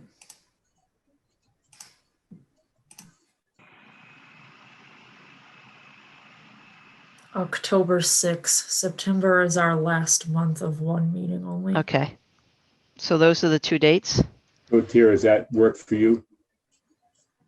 Not really, but we have little choice in this instance. Well, I'm not quite sure. How about this? Why don't we continue to the 15th? And if we can address these issues and Chris can make the presentation, because he's the product engineer on this, quite frankly. I think, why don't we do that? Why don't we just go for the 15th? And if we have to continue at that point because we haven't made the headway that we need to make, then we'll just continue at that point. That's fine by me. It's absolutely up to you on which day you want to continue it to. So the 15th is fine. Yep. So do I hear a motion to continue this hearing to the 15th? I make a motion to continue the hearing for 23 Prentice Street to September 15th. Do I have a second? Yes, you do. I second it. So I have a motion and a second, and I'll now do roll call. Alicia. Yes. Helen. Yes. John. Yes. And I'm also a yes, so it's continued to the 15th. All right, thank you. Thank you very much. Thank you. Thank you. All right.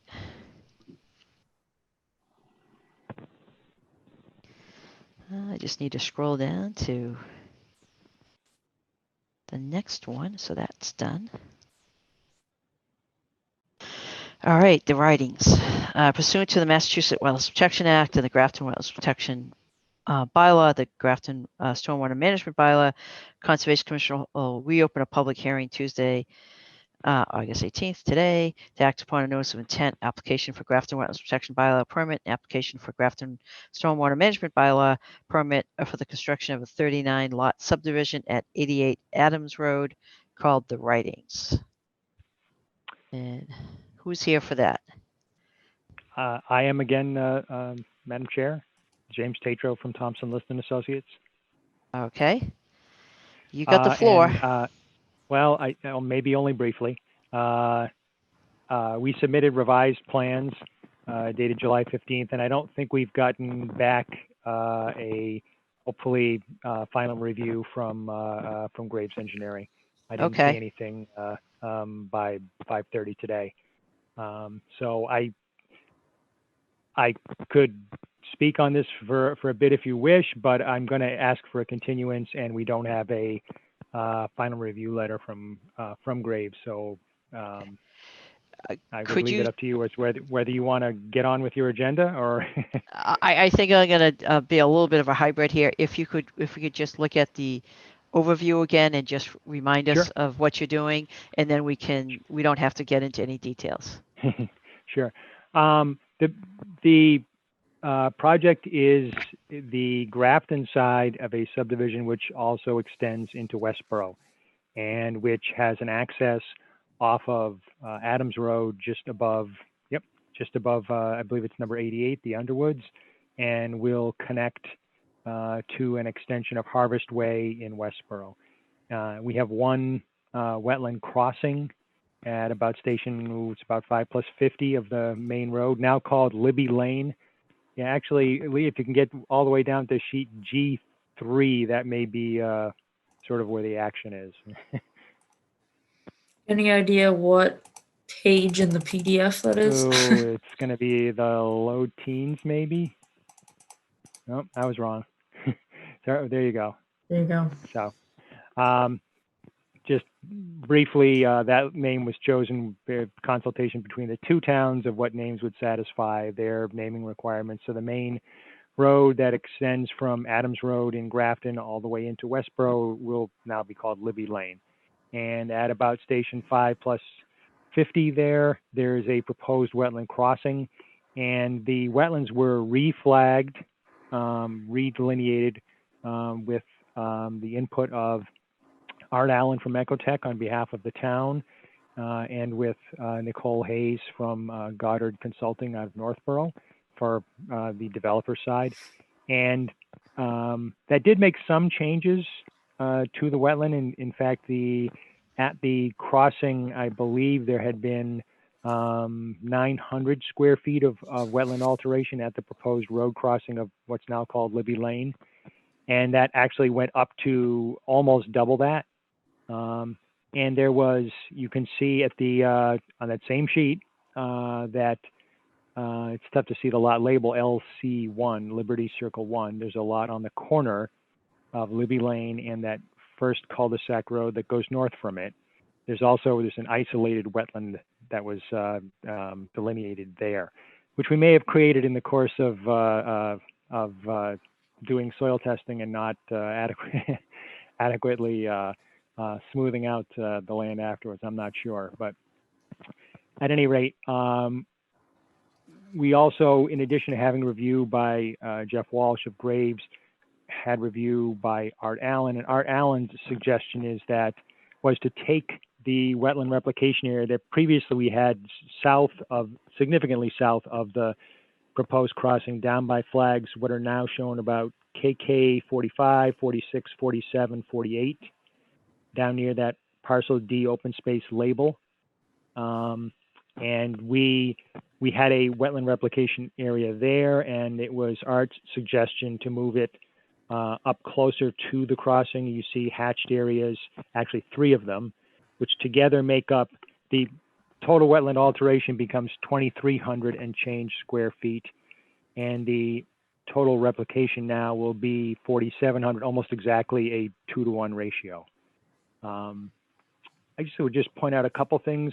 Other things on the sheet that you're looking at, you can see above the big label Massachusetts Turnpike, you see Infiltration Basin. And that basin is taking most all of Libby Lane because that is an area on site of terrific soil. We've already done all of the soil testing for these lots, though we're going to have to go back to a couple of them because lot lines moved. And most of this site is on the soil maps as a Paxton series soil, and it is pretty much, that's how it came out. It was a kind of just a general till, not a bad till as such. At most every, I think, with except for one perk, every single one passed. But in that area where we show the infiltration basin, the soil maps actually had it. They didn't say a soil series. They didn't say Merrimack or Hinckley, or they said, and I quote, gravel pits, which was nice to see. And it did turn out to be a terrific soil there. So what we're doing is at that, which is right near the low point of the road, which is just to the east of the wetland crossing, all of the main drag there will be sent down to through a CDS unit into that infiltration basin, and that basin will that does the heavy lifting for the drainage system on site. So just to circle back to the biggest picture, this is 39 proposed lots in Grafton, 19 proposed lots on a separate subdivision that now has approvals from Westboro. The total alteration of wetland on site is about 2,300 square feet, composed of 1,800 square feet at that necessary wetland crossing, because there's a wetland running from, on the sheet that you see now, from almost the label of sheet where it says sheet 1 down south to the Massachusetts Turnpike. There's no way to connect a road going from Adams Road to Westboro without crossing that. We've chosen the narrowest point. We're still going to have, as I said, about 1,800 square feet there, about 500 square feet in a isolated area wetland on lot LC1. We're taking that together at 2,300 square feet, and we're creating a replication area that is almost exactly 2 times that size. The plans are similar to what we did in Westboro. We had a lot of input from the Concom also in Westboro asking for, I think you'll see in this set, they're called interim grading plans, and there's also a label plan in there as a tree cutting plan. And what we direct the contractor to do is that the contractor can cut trees on, you see the longer cul-de-sac closer to the Westboro town line, Empire Circle, which is under the label sheet 6 there. The contractor can cut trees to create that road initially, but he cannot clear and grub. He cannot take out the stumps. He has to leave everything low there in place. He's going to cut the main drag of Libby Lane at once, but he's also in the Westboro side, he's not going to cut and then clear all the stumps of all of it at once.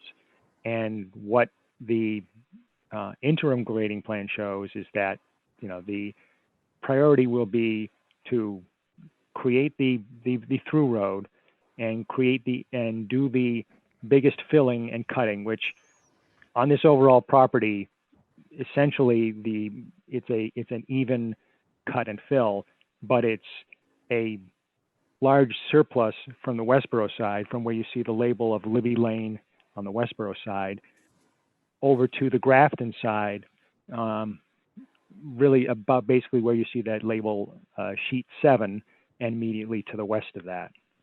So it's a big cut and removal of material from the Westboro side, and it's going to be filled on the Grafton side.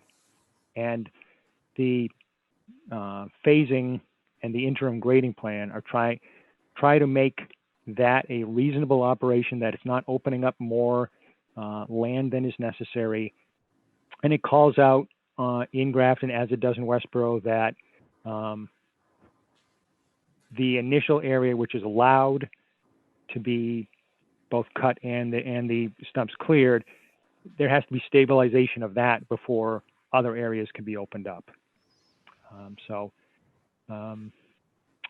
I guess I'll leave it at that as an overview. I'll try to take any quick questions, but as I say, I'm going to be asking for a continuance here. Right, and I appreciate that. I mean, we have kind of a rough a rough number for a policy about what's exposed at any one time, which is about 5 acres. And obviously it's going to vary slightly depending upon the project. But to your point, if you're cutting but not, grubbing, that to us is not exposed. So, but we'd want to see a phasing plan or whatever you want to call that for that. Leah, as far as this one, does the applicant have the list of items that you've got in your report? They should, but since this has been ongoing for a while, I'm happy to put them in one place and send them over. I think that would be great. And again, it's just like, it's just a list for us of like responding to graves and, to DEP comments and those type of things. It'd be good if we can send you that list just so that you have a list of things to kind of go through Sure. to respond to. Please, thank you. Okay, and you said you are requesting a continuance? I would request a continuance to your, I guess it's September 15 meeting. Okay, and then at this point, I'll actually open it up to the public, and if anyone wants to make a comment or have a question, please use the chat function on the Zoom call and put your name in, and just make sure you address it to all panelists or all attendees. Having said that, I will go around the commission if anyone has any questions. Helen? I don't have any. John? No questions. And Alicia? I do not have any questions. Sorry, Alicia, you got moved over to the other side, so No you problem. yep. And with no questions on that and seeing nothing from the public, do I have a motion to continue? I make a motion to continue the hearing to September 15th. Second. I second that. All those in favor, Alicia? Yes. John? Yes. Helen? Yes. I am also a yes, and so the public hearing is continued to September 15th. Thank you. Okay, thank you, folks. All right. All right, moving on along. So I think the next one is a continuance. Correct. Okay, pursuant to the Massachusetts Wetlands Protection Act, Grafton Wetlands Protection Bylaw, Conservation Commission will hold a public hearing to act upon a notice of intent and application for Grafton Wetlands Protection Bylaw permit for the construction of a single-family home at 21 Meadowbrook Road. The applicant has requested a continuance to the September 15th. Do I have a motion? I make a motion to continue the hearing for 21 Meadowbrook Road to September 15th. Second? Second that. Got a motion and a second. Alicia?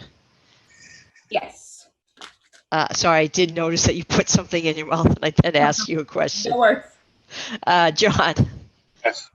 And Helen? Yes. And I am also a yes. The hearing has been continued to September 15th. All right, next one. Pursuant to the Massachusetts Wetlands Protection Act, the Grafton Wetlands Protection Bylaw, and the Grafton Stormwater Management Bylaw, the Conservation Commission will hold a public hearing to act upon a notice of intent, application for Grafton Wetlands Protection Bylaw permit, application for Stormwater Management Bylaw permit for the construction of a gravel yard at 20 Milford Road. And who's here to discuss that?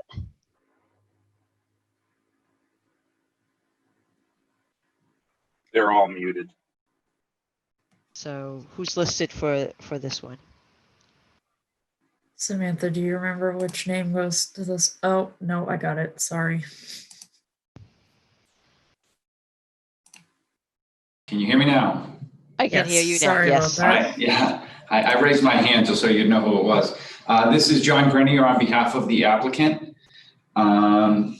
Just to bring everybody up to speed, my client has this property under contract at 20 Milford Road. There's an existing commercial building located on site, and my client has a landscape construction business. And what they are proposing to do is to expand the yard area, as you see right there, to the southwest of the existing building, so that they can store some of their landscape materials and also have a yard area that would be accessory to their program.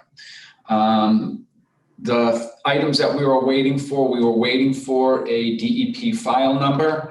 I was, as respectfully as I could, prodding DEP to give us a file number. And actually we did receive one this afternoon at 5:30. So do have a file number associated with this project. And the other item that we were waiting for was to have some comments from Graves Engineering. And we actually did get those comments from Graves Engineering. We went on site with Graves a couple weeks ago, and we did some soil testing in the area. If you can go to the next sheet, please. Yes, that's it. Did some soil testing within the area of the detention basin to confirm the soils and the depth to seasonal high groundwater. And actually the depth to groundwater was deeper than what we had anticipated. So that is a good thing. It just gives us an additional offset to groundwater. One item that was brought up by Graves is because there will be some trucks, maybe some machinery on site, that it could be a potential for a higher pollutant load. So what we did was incorporate some additional sediment forebays so that we were able to provide additional TSS removal prior to any stormwater runoff flowing into the infiltration basin. So we added those items as you see on the plan. This was reviewed by Graves, and they did provide us with a clean bill of health for the project. We did close things out with the planning board. They are happy with the project. Graves is happy with the project. There were a couple of items that DEP gave with their file number, and it was actually the same items that we had taken care of with our revised plans for Graves. They did want us to check the depth of seasonal high groundwater, which we did. One question they did have was about, as you see in that infiltration basin, we have a 6-inch perforated PVC laid flat. They were questioning whether that would have an effect on the amount of recharge in the basin. We have that pipe. We do a lot of projects with Graves, and a lot of times what they like to see is to have a perforated PVC underneath the basin, but that's capped. So if there's an issue and you do need to try to drain the basin, you can take off, there's a cap that's inside the outlet control structure. You can take off that cap, and that'll help to drain the basin in case there's any work that needs to be done on it. So that under drain is just for quote unquote maintenance or emergencies only. That's not going to be functioning and draining the basin on a continuous basis. So, and that's something that we typically do with all of our infiltration basins.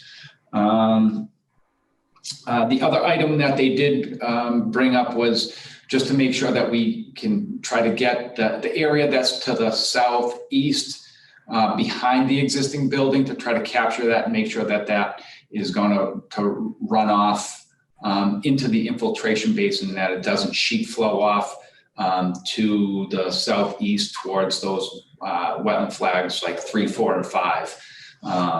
So we're going to try to make sure that that gets pitched so that it does get captured into our drainage system, so that we are providing as much stormwater management as we can with the redevelopment of the project.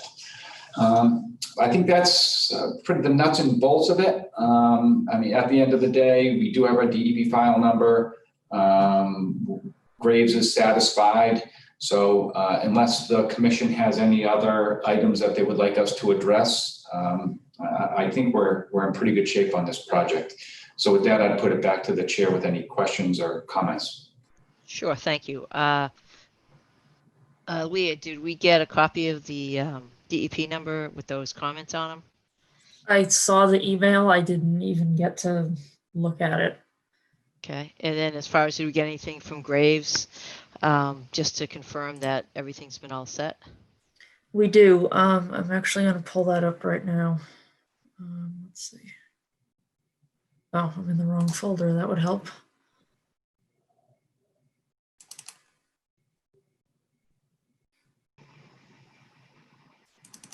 There were just a couple things that we can probably handle with conditions.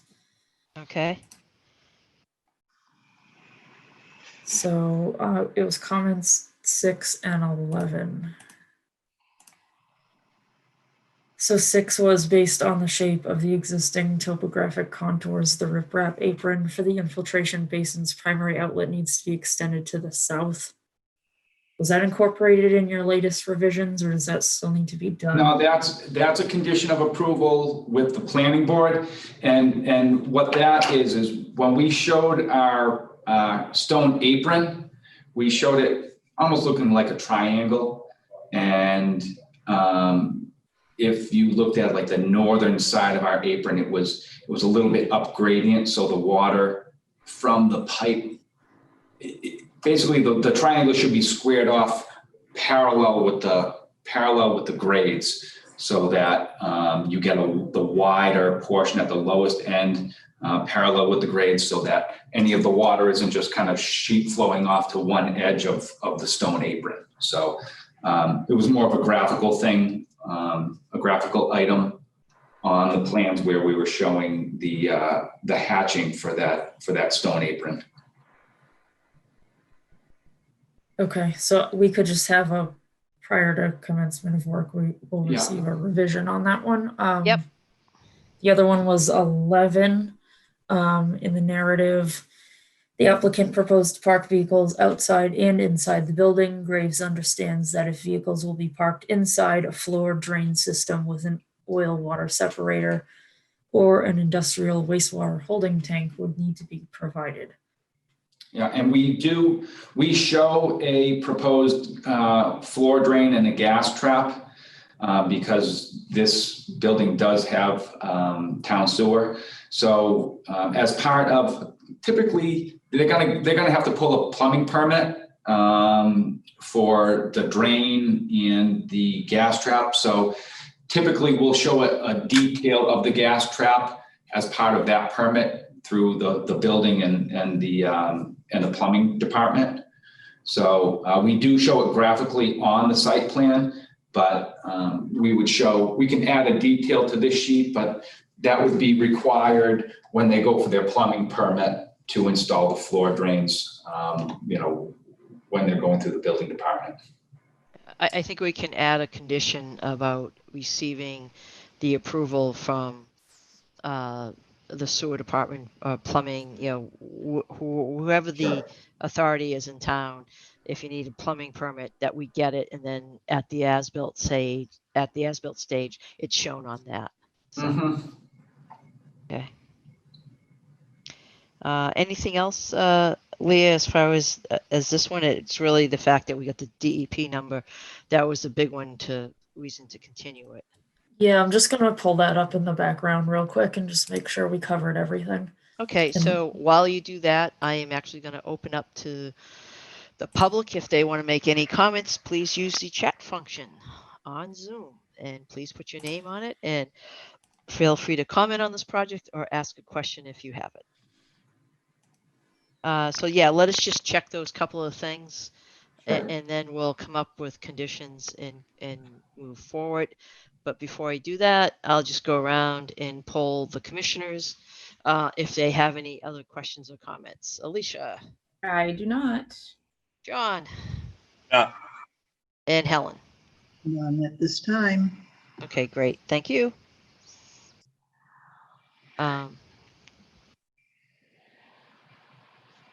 Okay, there's just a couple small things that they said as well. The stormwater checklist should be stamped and signed by a registered professional engineer.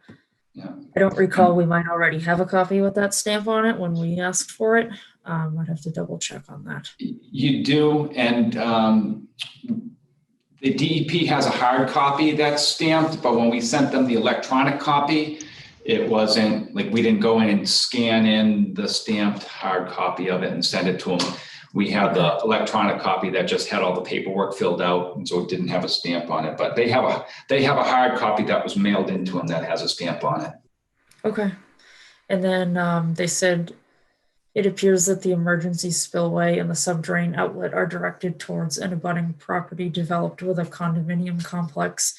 The applicant should verify that there will be no new adverse impacts to abutters due to these proposed discharge points. And we did go through that. Actually, we did go through that with Jeff Walsh over at Graves, because there is that condo complex to our west, but the grades drop off quite a bit heading to the south. So if there was a 100-year storm event, nothing would be flowing towards that building. Everything goes down gradient to the southwest, so it wouldn't affect that property. The grade difference, it drops off quite a bit as you go to the south of that condo building. And we looked at that, talked about it in the field with Jeff Walsh, and we took a walk down there just to confirm that there wouldn't be any adverse impacts if there were a huge storm. That's it. We covered the rest. Okay, great. So as far as conditions, so we previously had talked about just a special condition about what's going to be in the bins, and you know, our understanding, it's going to be landscape materials, crushed stone, pea gravel, sand, mulches, and that type of things. So we were just going to include a condition that obviously no materials that could leach out pollutants could get into the runoff. Fairly straightforward. As far as the other conditions to cover the comments for Graves 6 and 11, and I don't think there's anything else, Leah, or did I miss something? You got it. Okay. Any other comments from the applicant? We're just gonna go through the conditions and then vote on it. I think we're all set. If you are. Great. So there was nothing from the public. None of the commissioners had any comments. Do I hear a motion to issue an order of conditions with the comments as described? I make a motion to issue an order of conditions with the comments as described. Do I have a second? Yes, you do. We have a motion, a second. Do the roll call. Alicia. Yes. John. Yes. Helen. Yes. I am also a yes. So the motion carries. All Thank set. you very much. Appreciate all good your luck. time. Yep. Thanks again. Okay. Getting down. Only a couple left here. All right. So get to my next one. All right.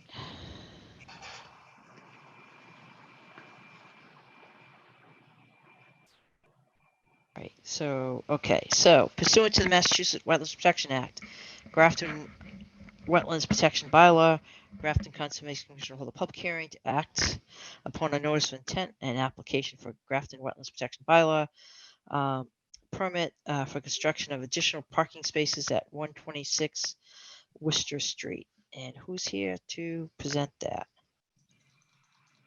Peter Engel from McClure Engineering.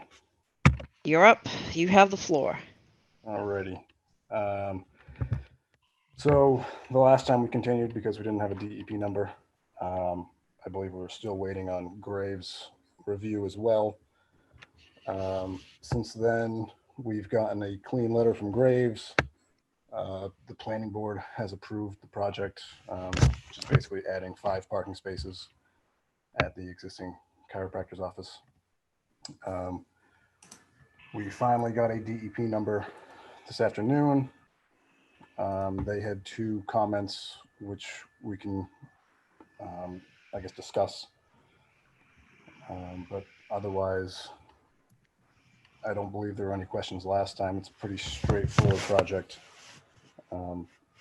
Existing chiropractor office, no stormwater management at all.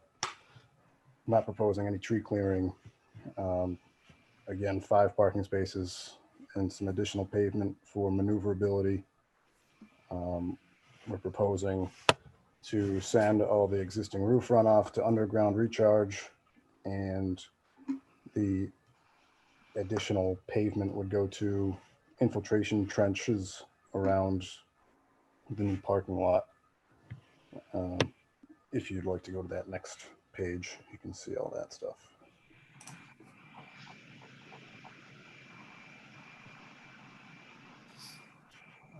So I guess I can throw it back to you, see if you guys have any questions, or I can start to go through the DEP comments.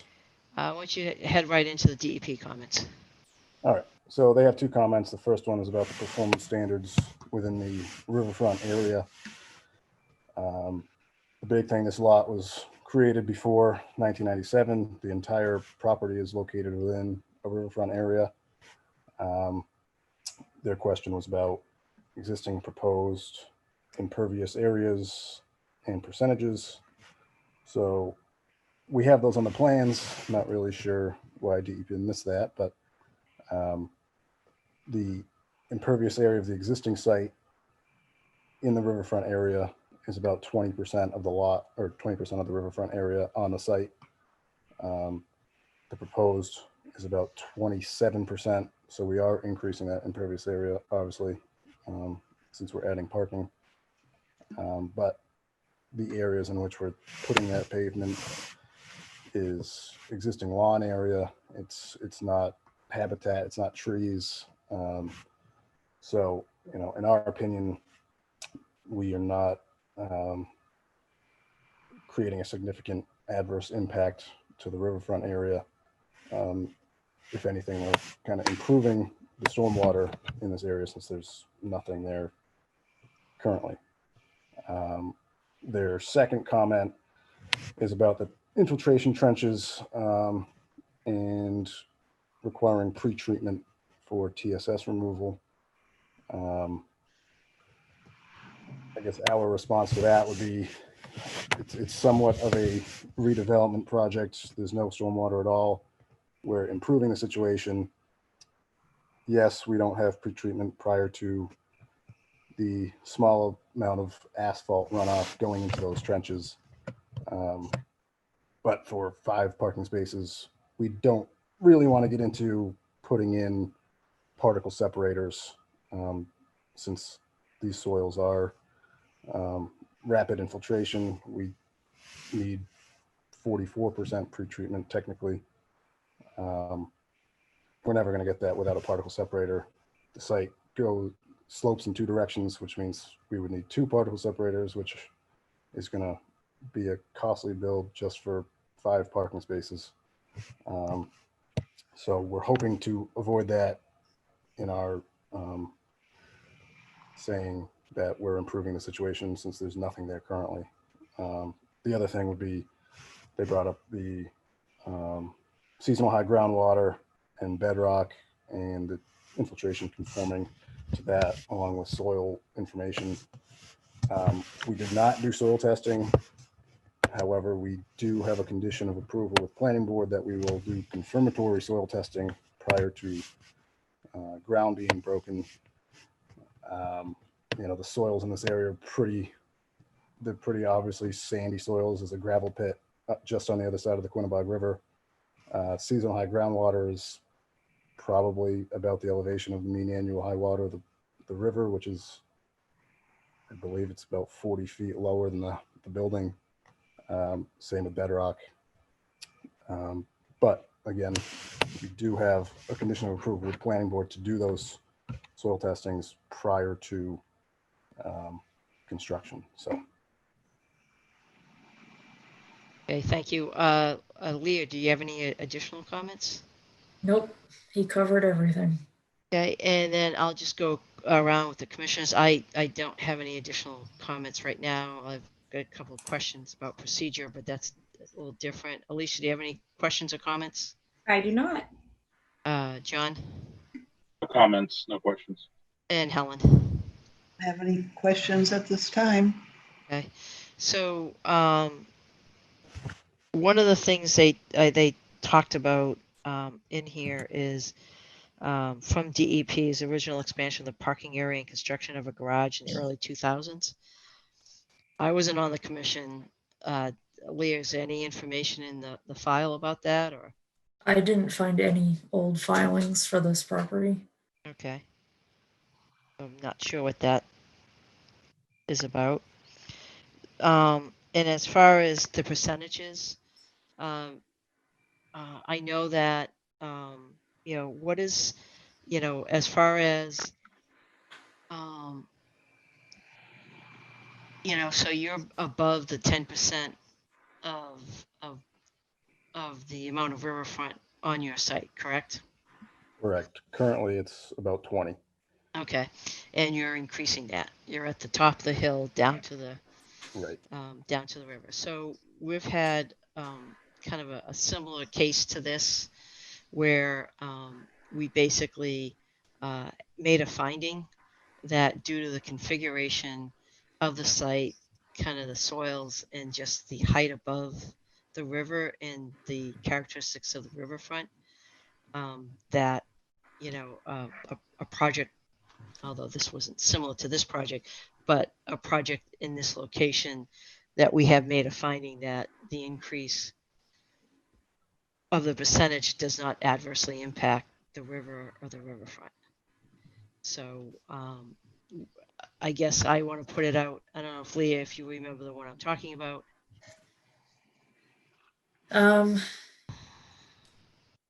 Was it the dental complex? Yep. So, but we actually came up with the finding because it's a unique circumstances of that slope. I mean, you're 50 feet above the river. Okay, were you looking for the wording on that? Kind of looking for the wording of it, because if we are not going to, I mean, that's one thing about riverfront, it has hard numbers. Yeah, just give me 1 second, I'll find it. Sure. And so we kind of made a finding based on this.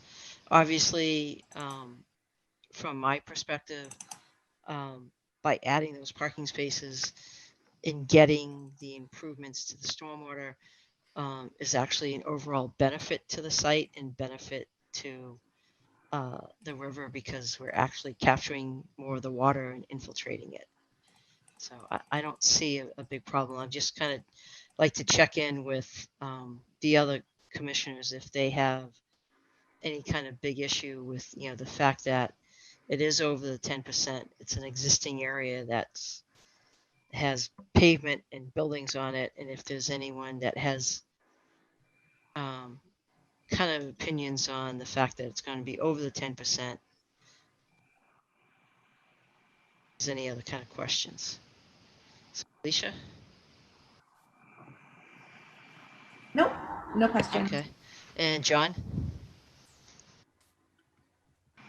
Questions? And Helen? I have no issues or questions about this. Okay.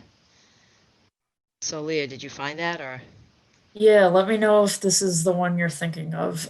We had, as this lot was recorded before August 7, 1996, and is in a commercial zone, the commission made the determination to permit this project under the provisions of 310 CMR 10.584D4, which allow for commercial development to exceed the limitations of 310 CMR 10.584D1 in cases where the characteristics of the pre-existing lot prevent the construction from meeting the requirements. Yeah, I knew that we had spent some time trying to figure that one out. So yes, that is, that's kind of the finding that we would need to include. Okay. If, if we vote to issue the order of conditions. So to the applicant, you understand where we're going with this? I think so. I'm not really sure. So basically, because it's a commercial area, there's certain exceptions in the Wetlands Protection Act that give the Conservation Commission the authority to allow for a higher percentage within the riverfront. So when you look at the regulations, you're not supposed to have altered area above 10,000 square feet. But this site is a pretty unique site. And so what we're looking to do is do a finding to say that we allow this project, even if it doesn't strictly conform to the requirement of the 10%. So, Okay. yeah, so we're just trying to, and whenever we do this, there is a possibility that DEP would appeal it on, so we want to make sure that we present our findings and our reasons why we're allowing this to go ahead. So, and that is because, the improvements to the stormwater to us outweigh the addition of some parking spaces in a kind of degraded lawn area. So Well, it is a unique site, isn't it? it is, and we have a few of them all along the river there. It is a very unique My site. office. It's a unique site. There you go. So having had that discussion, can I have a motion to close? Before I get there, is there any other conditions, Leah, that we need to add to this, other than the soil testing, which is already required under that? We need to get a copy Right. of that soil testing. That's the only other one I had. That's the only one. Okay. Do I have a motion to close the hearing and issue an order of condition with the finding as stated? I make a motion to issue an order of conditions with findings as stated and to close the hearing. All right. Do I have a second? Yes, you do. I second that. Seeing that there is still no comments from the public, and we have a motion and a second, I will poll the commissioners. Alicia. Yes. John. Yes. And Helen. Yes. I am also a yes, and the motion carries. Right. Thank you very much. You're welcome. Thank you. All right. Oh, you're welcome. Good luck. Okay, so now I believe I cannot stay for this one.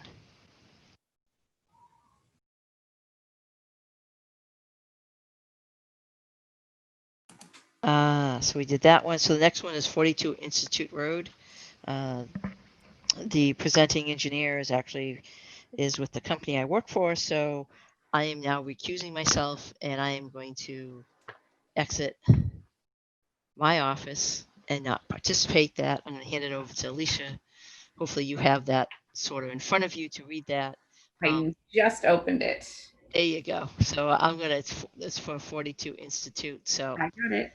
I'll be back in a few minutes, and hopefully I do pretty good timing. All right. Thank you.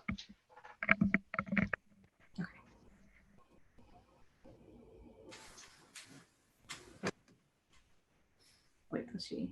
Okay. So pursuant to the Massachusetts Wetlands Protection Act and the Grafton Wetlands Protection Bylaw, the Grafton Conservation Commission will hold a public hearing to act upon a request for of applicability. Oh my goodness! Request for determination of applicability for the installation of a new sewer system at 42 Institute Road in Grafton. And is there someone here? I'm assuming yes for that. Yeah, that should be Bill. Bill, you there? We can't hear you if you're talking.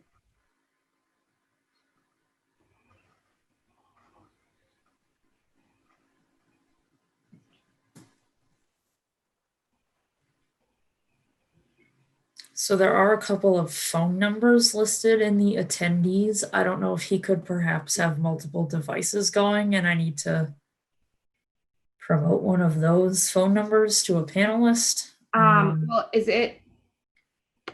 Can you put it in the chat or something?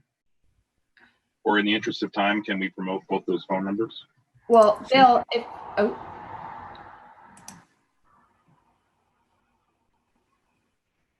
Bill, if you're here, can you either type something in chat or unmute yourself?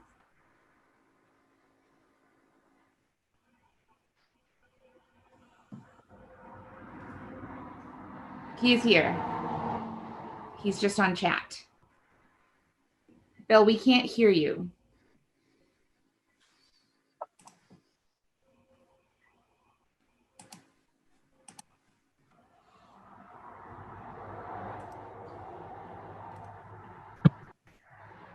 Lee, are both those numbers muted right now? Is that why? Yeah, I clicked unmute. They're muted on their end. Bill, you have to unmute one of the, how do they unmute? Is it just a standard mute or do they have to actually like press a code or something? On a phone, I'm not sure.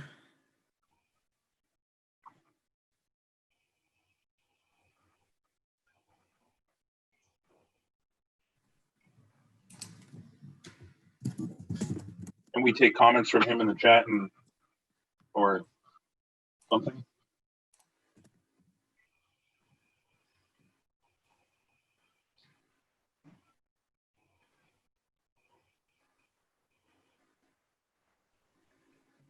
Okay, looks like he's gonna call.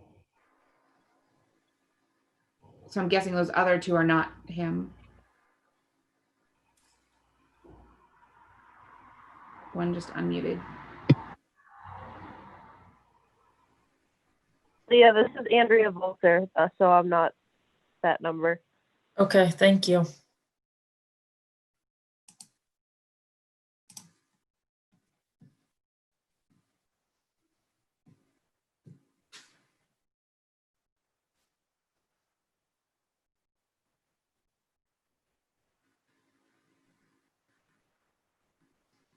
Are any new numbers coming in? Nope.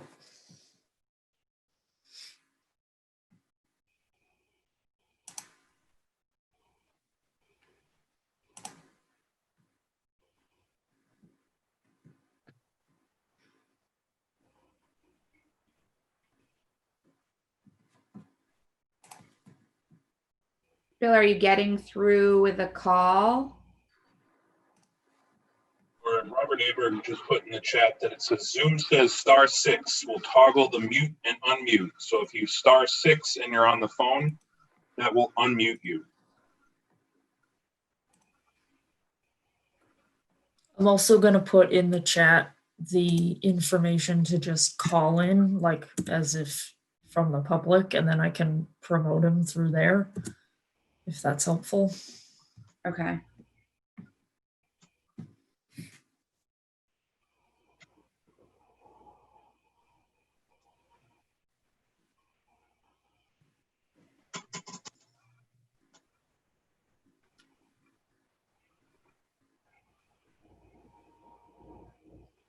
Let me take this out.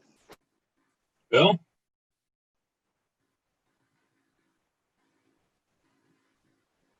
No? Bill? Bill, are you there? Oh. I'm here. Can you hear me? Oh, yes, we can hear you. Oh, thank you. Perfect. Are you still there? Yes, I'm here. Okay. Did you hear the first part of the? Yes. Okay.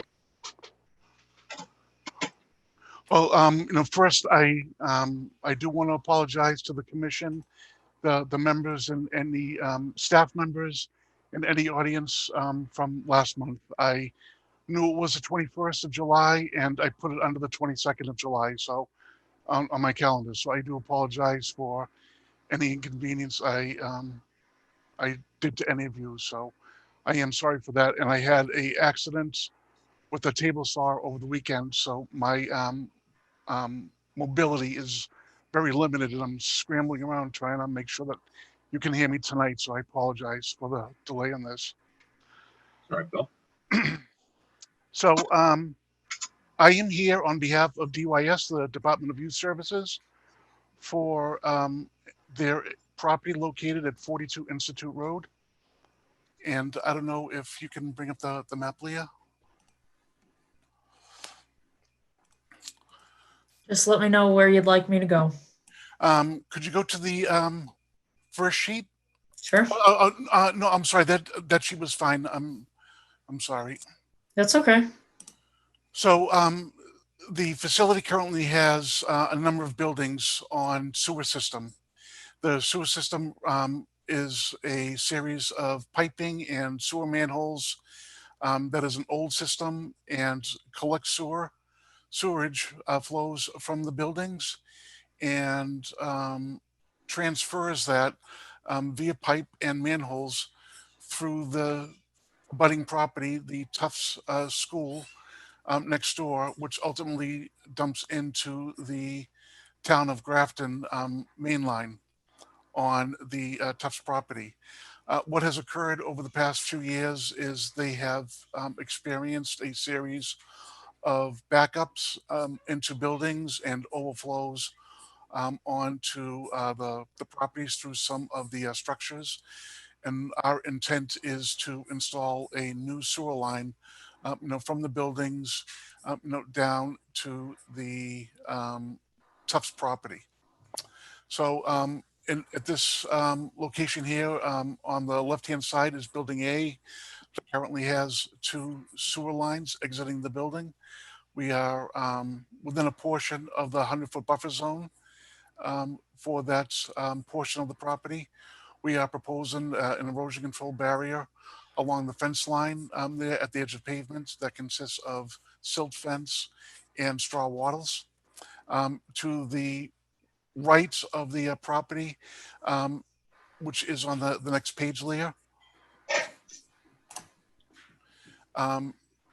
the sewer line continues, but none of this is in a wetlands buffer zone or resource area. So we go, if we go to the next sheet, Leah. And thank you. So on the left-hand side, that is a continuation from the first sheet that we were looking at. And the sewer line runs down the property, or through the property, I should say. And which is the older is the grade sewer line, and the newer line is the bolder black line.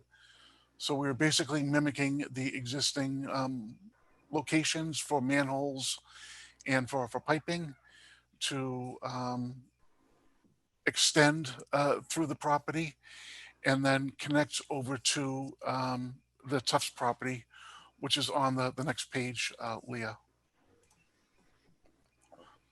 So at this location here, where the bold line ends, we are proposing to connect to the existing sewer manhole. And because of the location of wetlands, we are proposing no work in that area other than just relining the pipe. We're not proposing to perform any excavation of soils or things of that nature with this berm, or within this berm with wetlands on either side of it.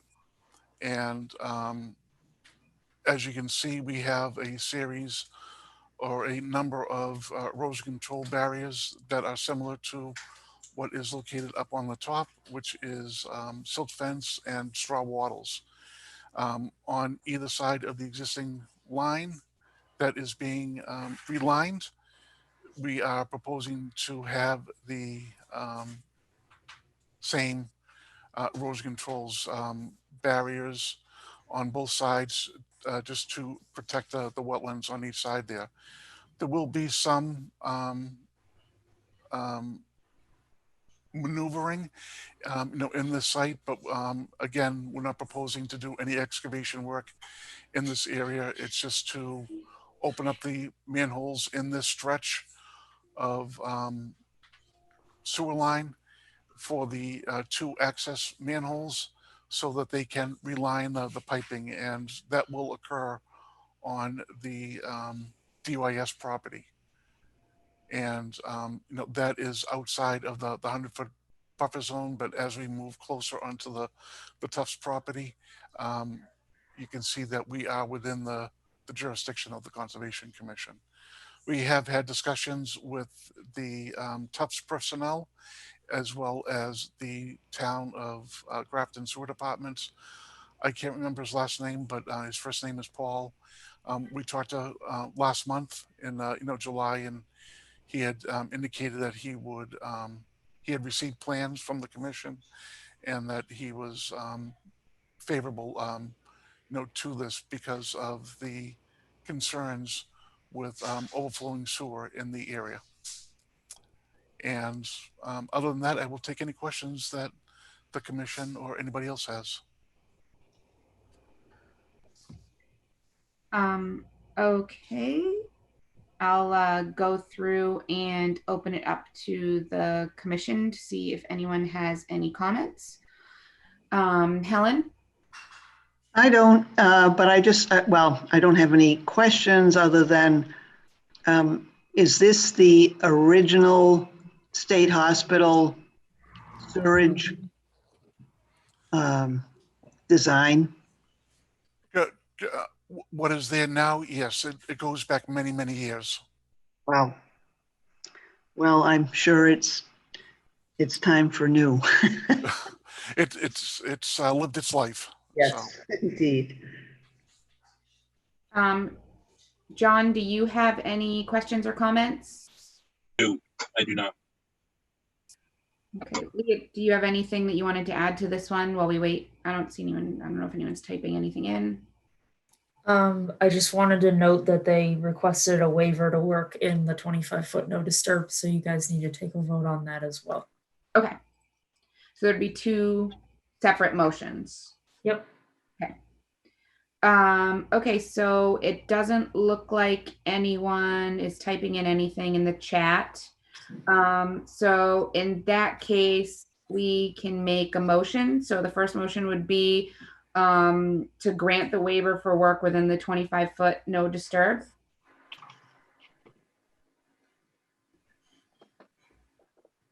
I'll attempt to make a motion, my first, to grant the waiver for the 25-foot no disturb zone. Have I covered all the words? I think that's adequate. Okay. Yep. I'll second that. Okay, so we have a motion and we have a second. So we'll just do a roll call. Helen? Yes. John? Yes. And I'm Alicia. I also vote yes. So that passes. So then the second thing that we need to do is we need to make a motion to close the hearing and issue a negative determination. I'll try that again. Okay. I make a motion, and I make a motion to close the hearing. And help me here. You want to issue a negative determination? To issue a negative determination. Okay. And I second that. And a second. So Helen? Yes. John? Yes. And I'm Alicia, and I also vote yes. So you should be good to go. Okay, well, thank you very much. And Leah and, Samantha, thank you for your help last month in the submission. Just to give you a timeline, DYS is putting this out to bid in the next couple of weeks, and we expect all work to be completed by Thanksgiving of this year. We don't think it's going to take that long, but we will, or I will keep you informed as we move along. Thanks. Okay, you're welcome. But thank you very much, everybody, and be well, be safe, and good night. Thank you. Good night. Thank you.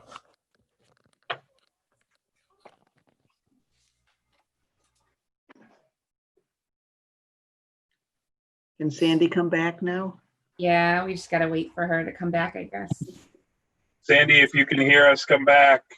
Oh. Because their headphones are plugged in. Oh. Well, we can get ready for the next thing so that we're ready when she gets here. So we're all the way down to 210 McGill Drive, right? Correct. Okay. Oh, look, and she's back. Yay.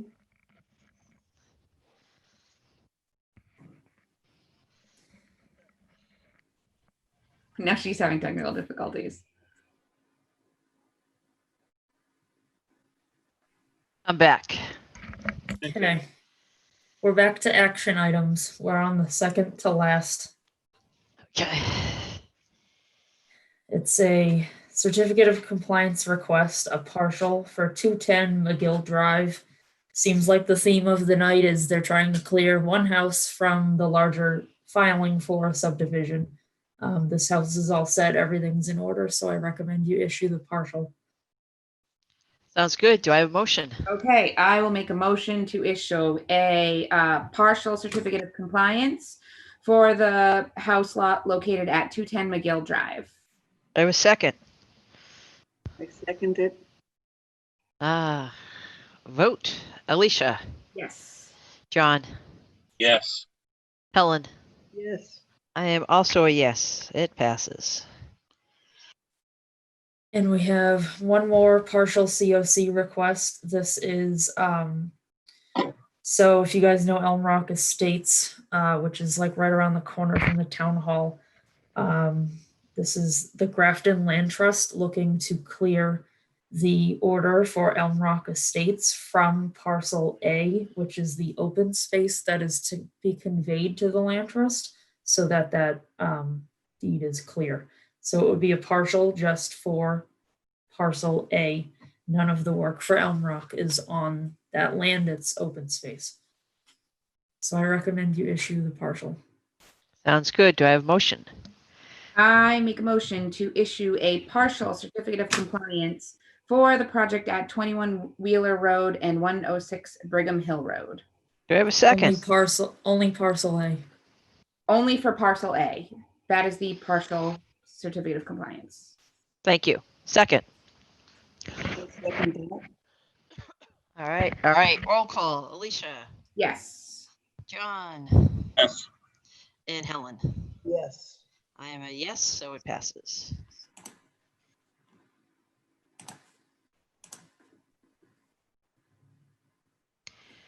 The only other is the discussion item for 10 Fay Mountain Road. Yeah, we have that one, and we have one other thing that came up that wasn't on the agenda, but came up in the 48-hour window. But okay, we do have Jay Gardner here.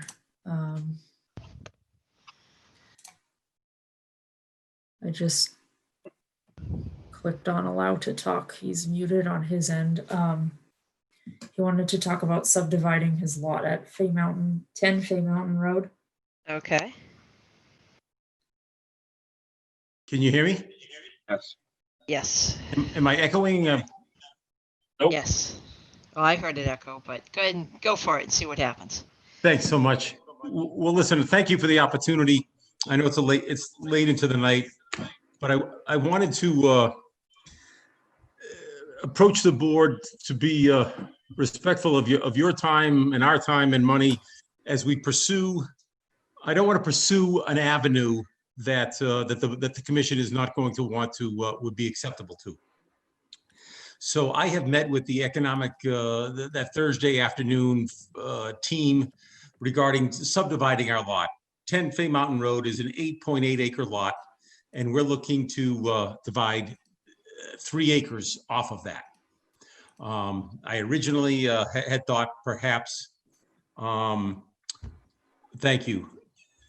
It's a long, narrow lot. We actually access the house at the very back. We're on the back corner of 8.8 acres, a common drive, and then that actually crosses wetlands 4 different times.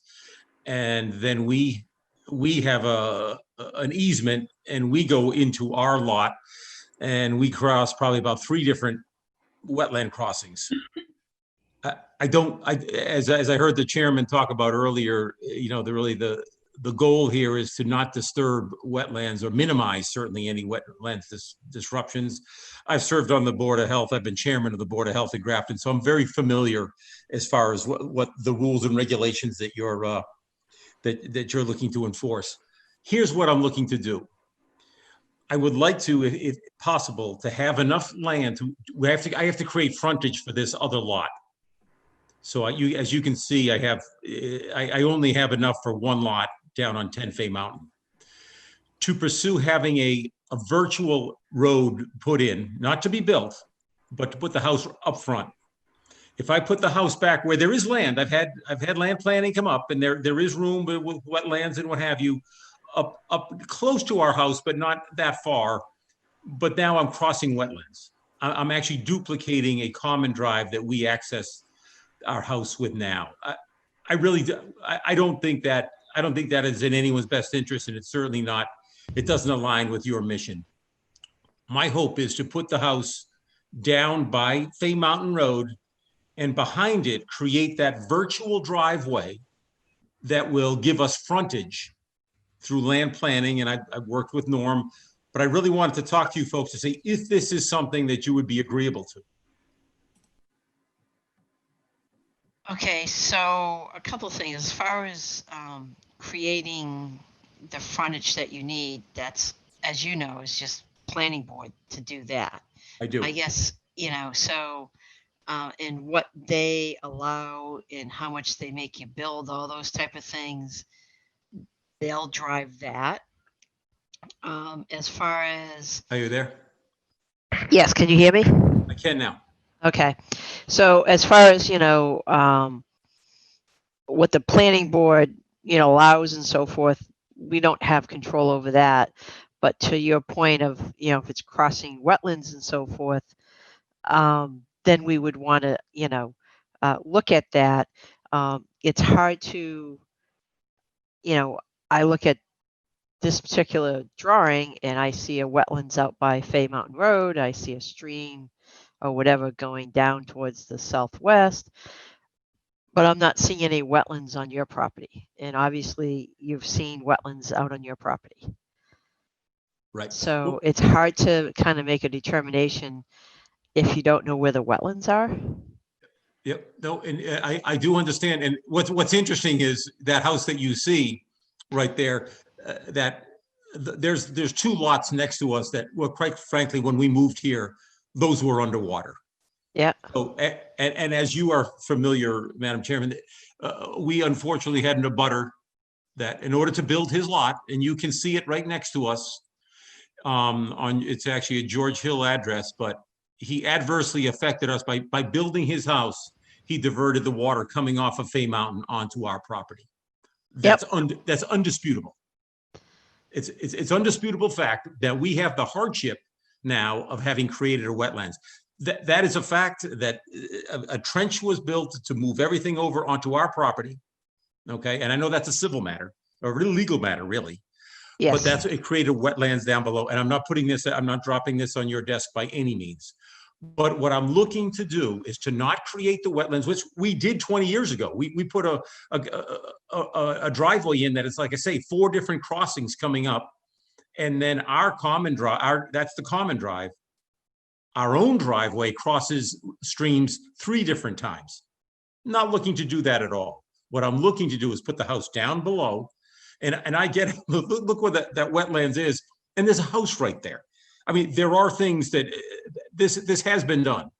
And what I'm looking to do is to say, and I'm not trying to presuppose your vote, but to say that going to the planning board, the Conservation Commission, though they have a significant impact on this proposed plan, is it something? And Bob, Bob Berger and others that I've worked with on the past, is I try to give the best approach that's going to make sense for all involved here. Does that make sense to put in would the Conservation Commission, where I'm not disrupting and actually minimizing wetlands here, is that something that at least is tenable or could potentially be agreeable? I mean, putting in, let's just call it a paper street or whatever you want to call it. Thank you. Yeah, and there are those. There's one next to us. Green Meadow is a paper. It shows a cul-de-sac. Thank you, Madam Chairman. And it's not. And there are numerous. And actually, Bob Berger he pulled up on the screen a number of those. So I know it is this animal exists. What I wanted to know is, would I be able to do this? So, as far as, kind of creating the frontage in the paper street, that's definitely something the planning board would have to kind of weigh in on it. And it's, that. But if you were to create frontage down near Fay Mountain Road, and there's an area down there that, is, let's just call it high and dry, and doesn't have to cross anything. Yep. We would be fine with that. Okay. I do remember walking the site, and it's it's a complicated site because it's all these ups and down, and probably have some different soils there, and so I understand up towards your house is a little bit more wet. Exactly. And you took the time, and excuse me, I don't mean to step on your conversation, but this is, we've backed off. When you think about that, when was that? We've had people approach us on this, a 3-acre lot now, and actually it's a relative. So there's a personal interest here. And what I'm looking to do is, and at that time, it was to be way up our property, crossing over complications, wetlands, disturbing, perhaps even filling.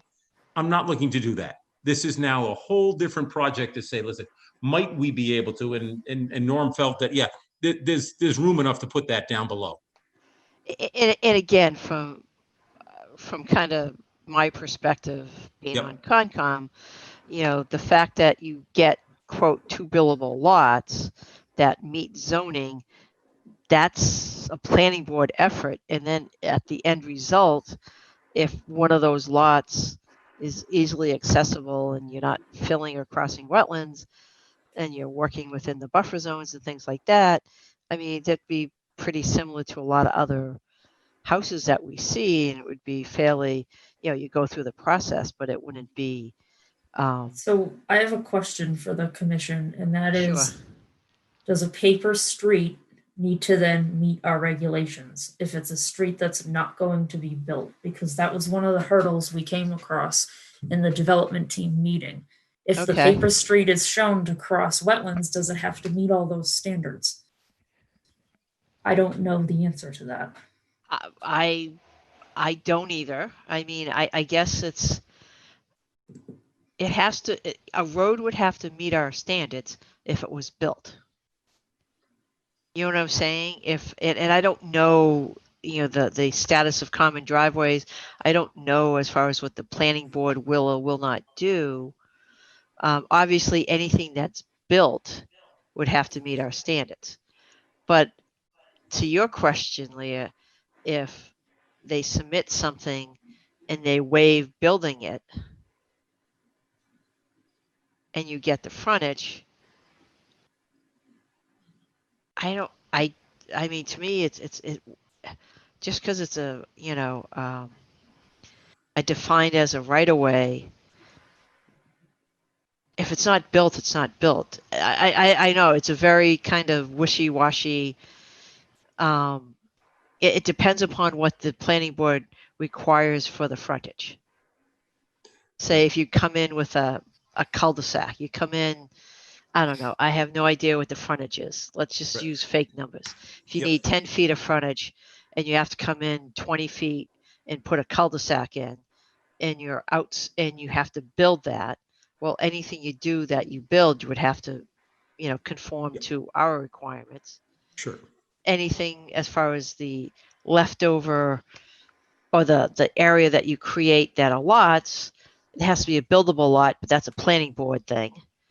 And then it's once the lot is created and it's a buildable lot, then it's defining the wetlands and determining if they're ample space. I mean, there is that requirement in the zoning about having so much upland and so forth like that. I mean, that has to all be met. As far as, kind of legal maneuvering as far as how you create that paper space, a paper road, or create that frontage, that's not really Concom too much until they build it. I appreciate you. I appreciate thinking through this. And again, we're trying to think through this here. But if you're not disturbing, that's really our goal. My wife and I, our goal is not to disrupt. Everyone is very respectful up here on, as you know, Fay Mountain, George Hill. We don't want to disrupt the property or the setting here. So we want to make sure that we have another guest here in the meeting. This is awesome. He's late. He's coming in late. So that is our goal, not to disrupt that. So it would be, you say a paper street. It'd really be for legal purposes to create that frontage, but by no uncertain terms and with certainty, we're going to try to minimize any kind of crossing and disruptions to the wetlands. Right. I mean, I guess I don't really want to comment on that process to create the lot. I mean, there is a percentage of of a lot that has to be uplanded or square footage that has to be upland, that just makes sense that you have an area large enough to do a house and so forth. Yeah, without, specifically seeing, the wetland areas and stuff like that, it's really hard to Okay. say whether, I can't really give you direction that it's worth doing or not. I mean, I think I understand your question, before you spend a lot of money, you want to kind of get a sense from the different boards and different officials if this is doable or not. Now, the legal question, the creation of a lot, that type of stuff, that's kind of one thing. I think that the other thing is to, sooner than later, is to get some wetlands delineated on the area that you're looking to develop, so you have a better understanding how much is there. And you can do a lot of that without ever submitting, formal plans. You can, get the delineation done and get that approved. That would be a step forward into understanding how much you have and what kind of buildable space you have. Right. Yeah, I'm going to pretty much take a very hands off on as far as creating the buildable lot and determining street frontage and all that kind of stuff. It's just not our jurisdiction. Yeah, understood. And I can respect that.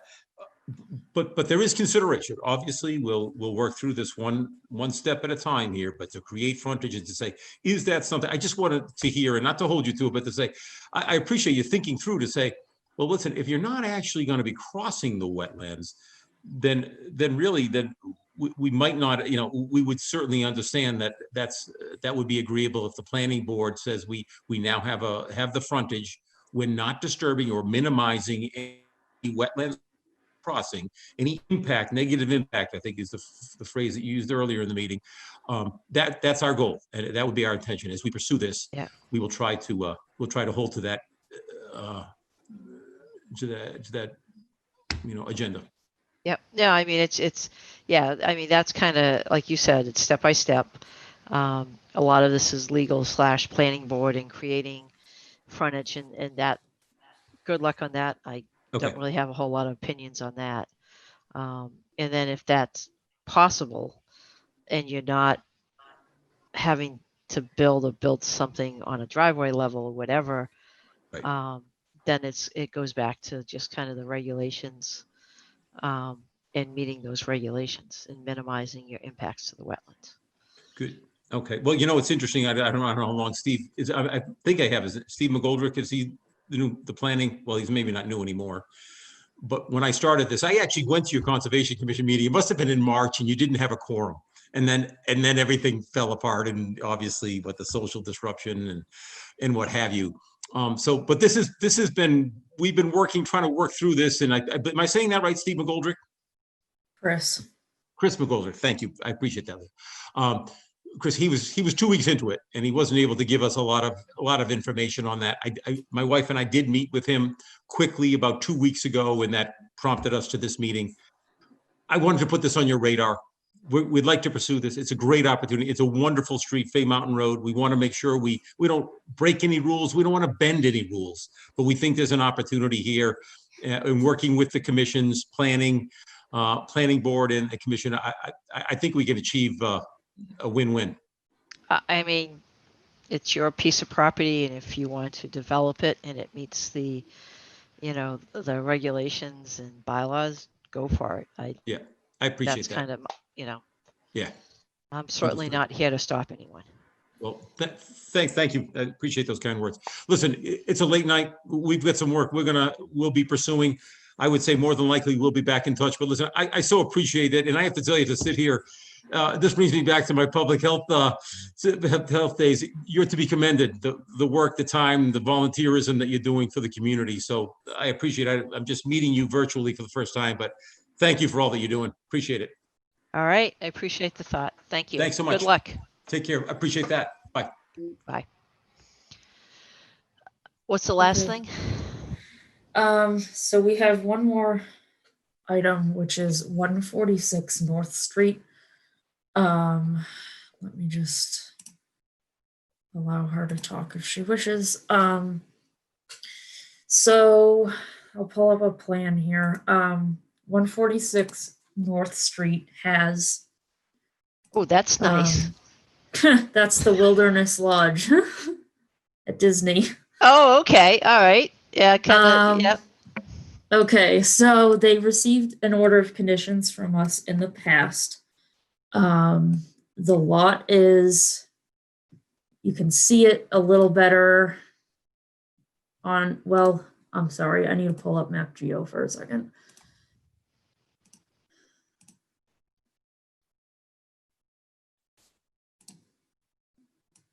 Oh, come on.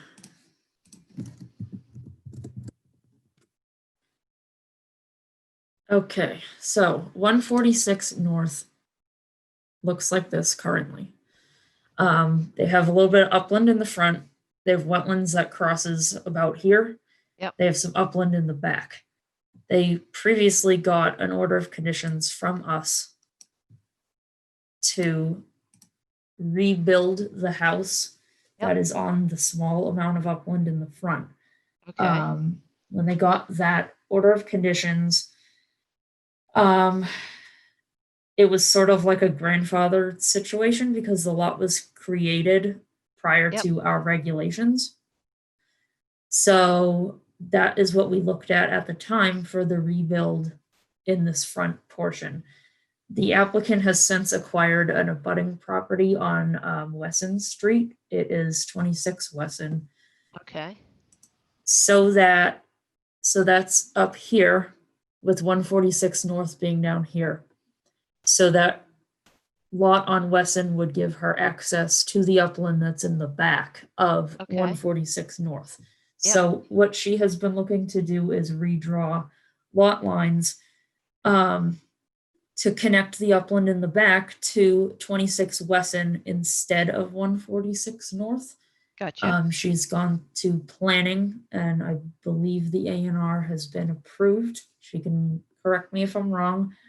The question that came up was that, does this lot line change now trigger our regulations, and then does 146 North remain buildable because of our requirement for contiguous upland? And so I wasn't exactly sure how this one should proceed. So she has just started with a request for a minor change to the filing that exists for 146 North. Okay. We've never really had a precedent for this before, so Yeah. I wanted to see what you guys thought. So basically what you're saying is that, so you have the house out front, Mhm. you have a wetlands going through the middle, and then you Yep. have upland in the back. Yep. So what's the total area of the site? Of 146 right now, Yep. 146 North Street. Yes. 6.5 acres. So it's 6.5 acres. So the question Mhm. comes down to, when you split off the rear part of it and you have the front, and even though we've approved out front, and I don't remember what square footage that is, it doesn't really matter. But will there be sufficient square footage, excuse me, on the other side of the wetlands to meet the bylaw? To still meet it for the lot on North Street. Correct. Okay. I'm just trying to think through as far as, so if they did that and it still met the bylaw, I wouldn't see a reason why we couldn't do a minor change as long as they don't make it non-compliant. Leah, I can't see if you have the new plan showing, but the new lot size would be 2 acres. So it's still the entire wetland and some of the upland beyond the wetlands are within the new planned lot for North Street. Okay. And then from a legal standpoint, I can't tell you, because if an A&R got approved, they should be looking at the upland area.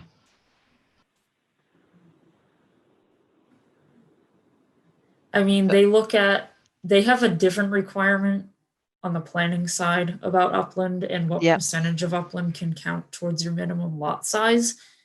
But it was more the contiguous piece, which is in our regulations, that Right. raised the flag. And we've come across this before where, because we've actually approved this based on having the house near the front, you know, we're basically saying there's sufficient area there to do that house and that septic in the driveway. Well, even though that let- area may not be contiguous. Well, let me just clarify or ask a point of clarification on that. Yeah. When we approved this plan saying the house could be built as shown on the screen right now. Yep. Would we have looked at the contiguous upland requirement at that time because it was a rebuild on a lot that was created before our regulations? Would the contiguous have been part of that decision? And I tried to look back in minutes and things, and I couldn't find a concrete answer. Right. And again, yeah, no, I mean, they're all really good questions. I mean, you know, the alternative of building a house on the previous, the way this lot that you're showing up in the back area of the upland, you'd have to cross. Oh no, wetlands. we're not trying to do that. I understand that. I'm saying, you know, when we looked at it previously, obviously this made more sense to us. Leah, those are good questions. I mean, from just a practical standpoint. I mean, my first reaction was similar to yours, that if we approved it then, in terms of contiguous upland, right, what would change it now? But I wasn't sure about the status of the contiguous piece at the time that we reviewed this plan. Yeah, I mean, I when was this approved? 2019, I think. Yeah, I sort of remember it going through, and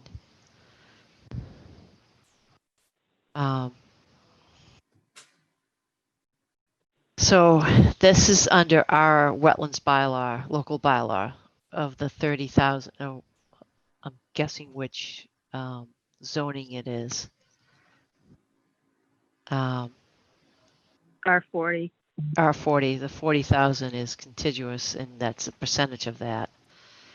But we approved this. Everything fits. It was much more desirable to do this than try to cross the wetlands, obviously. And now that you want to have a different location to get to your upland. So just a little bit bigger picture, if it helps at all.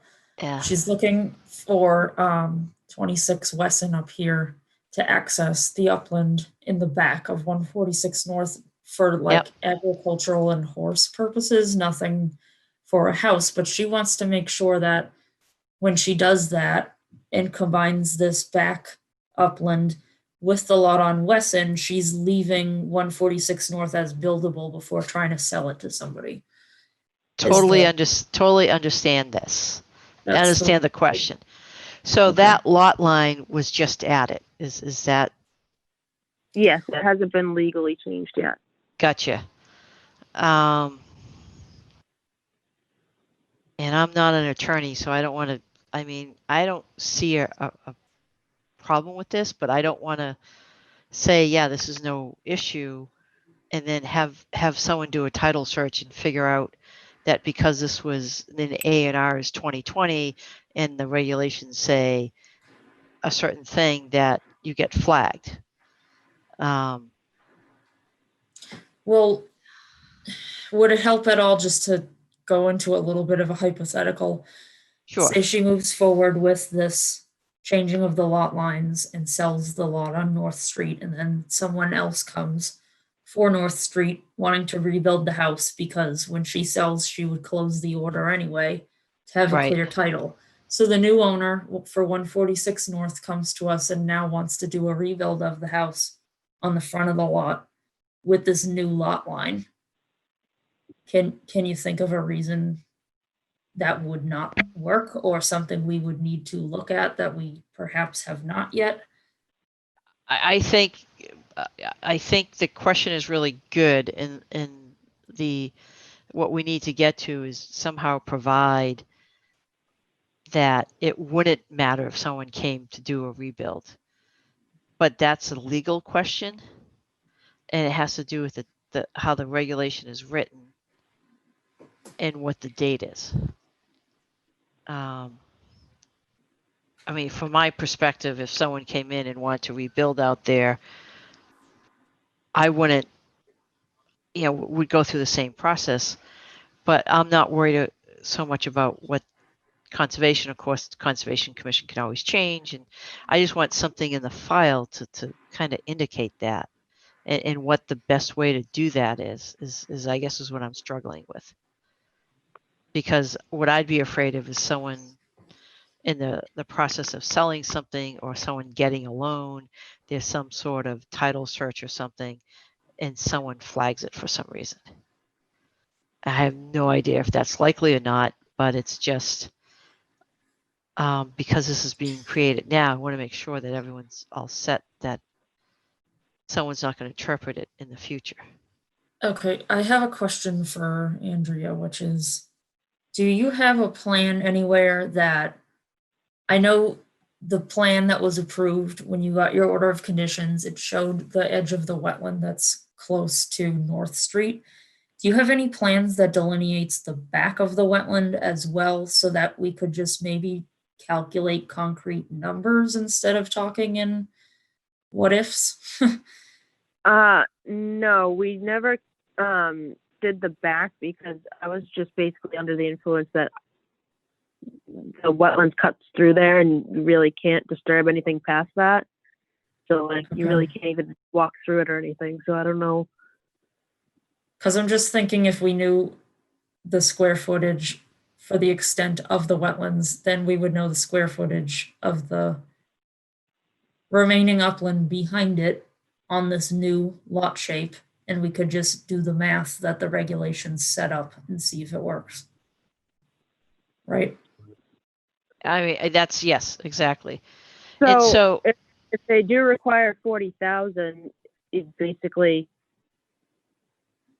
like, would the new laws apply to this old house that I'd have to knock it down and not have anything there, or how would that work? As long as the house stays, well, that's a great question. My understanding would be that no, you wouldn't have to knock it down.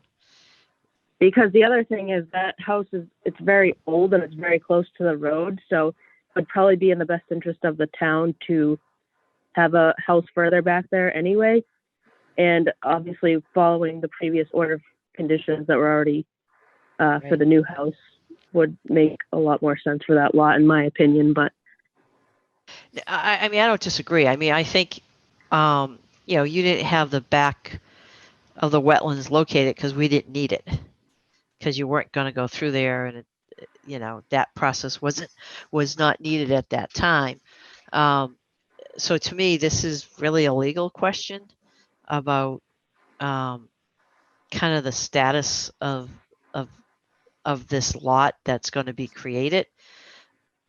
I don't see a problem with it. The go house ahead. that's right next to it, to the left, was built probably within like the last 15 years. So is that something that would get flagged too, or is this something very recent? So it's more of when the lot was created.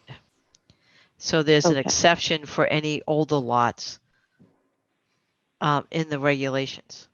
And I don't know, what's the date, Leah, on that? I don't know off the top of my head. Anyway, so it's what it is that it allows for any houses in existence when the regulation is done, that they be grandfathered in.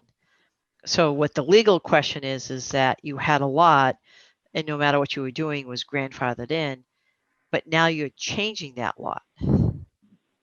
So it's a legal question on the timing of it.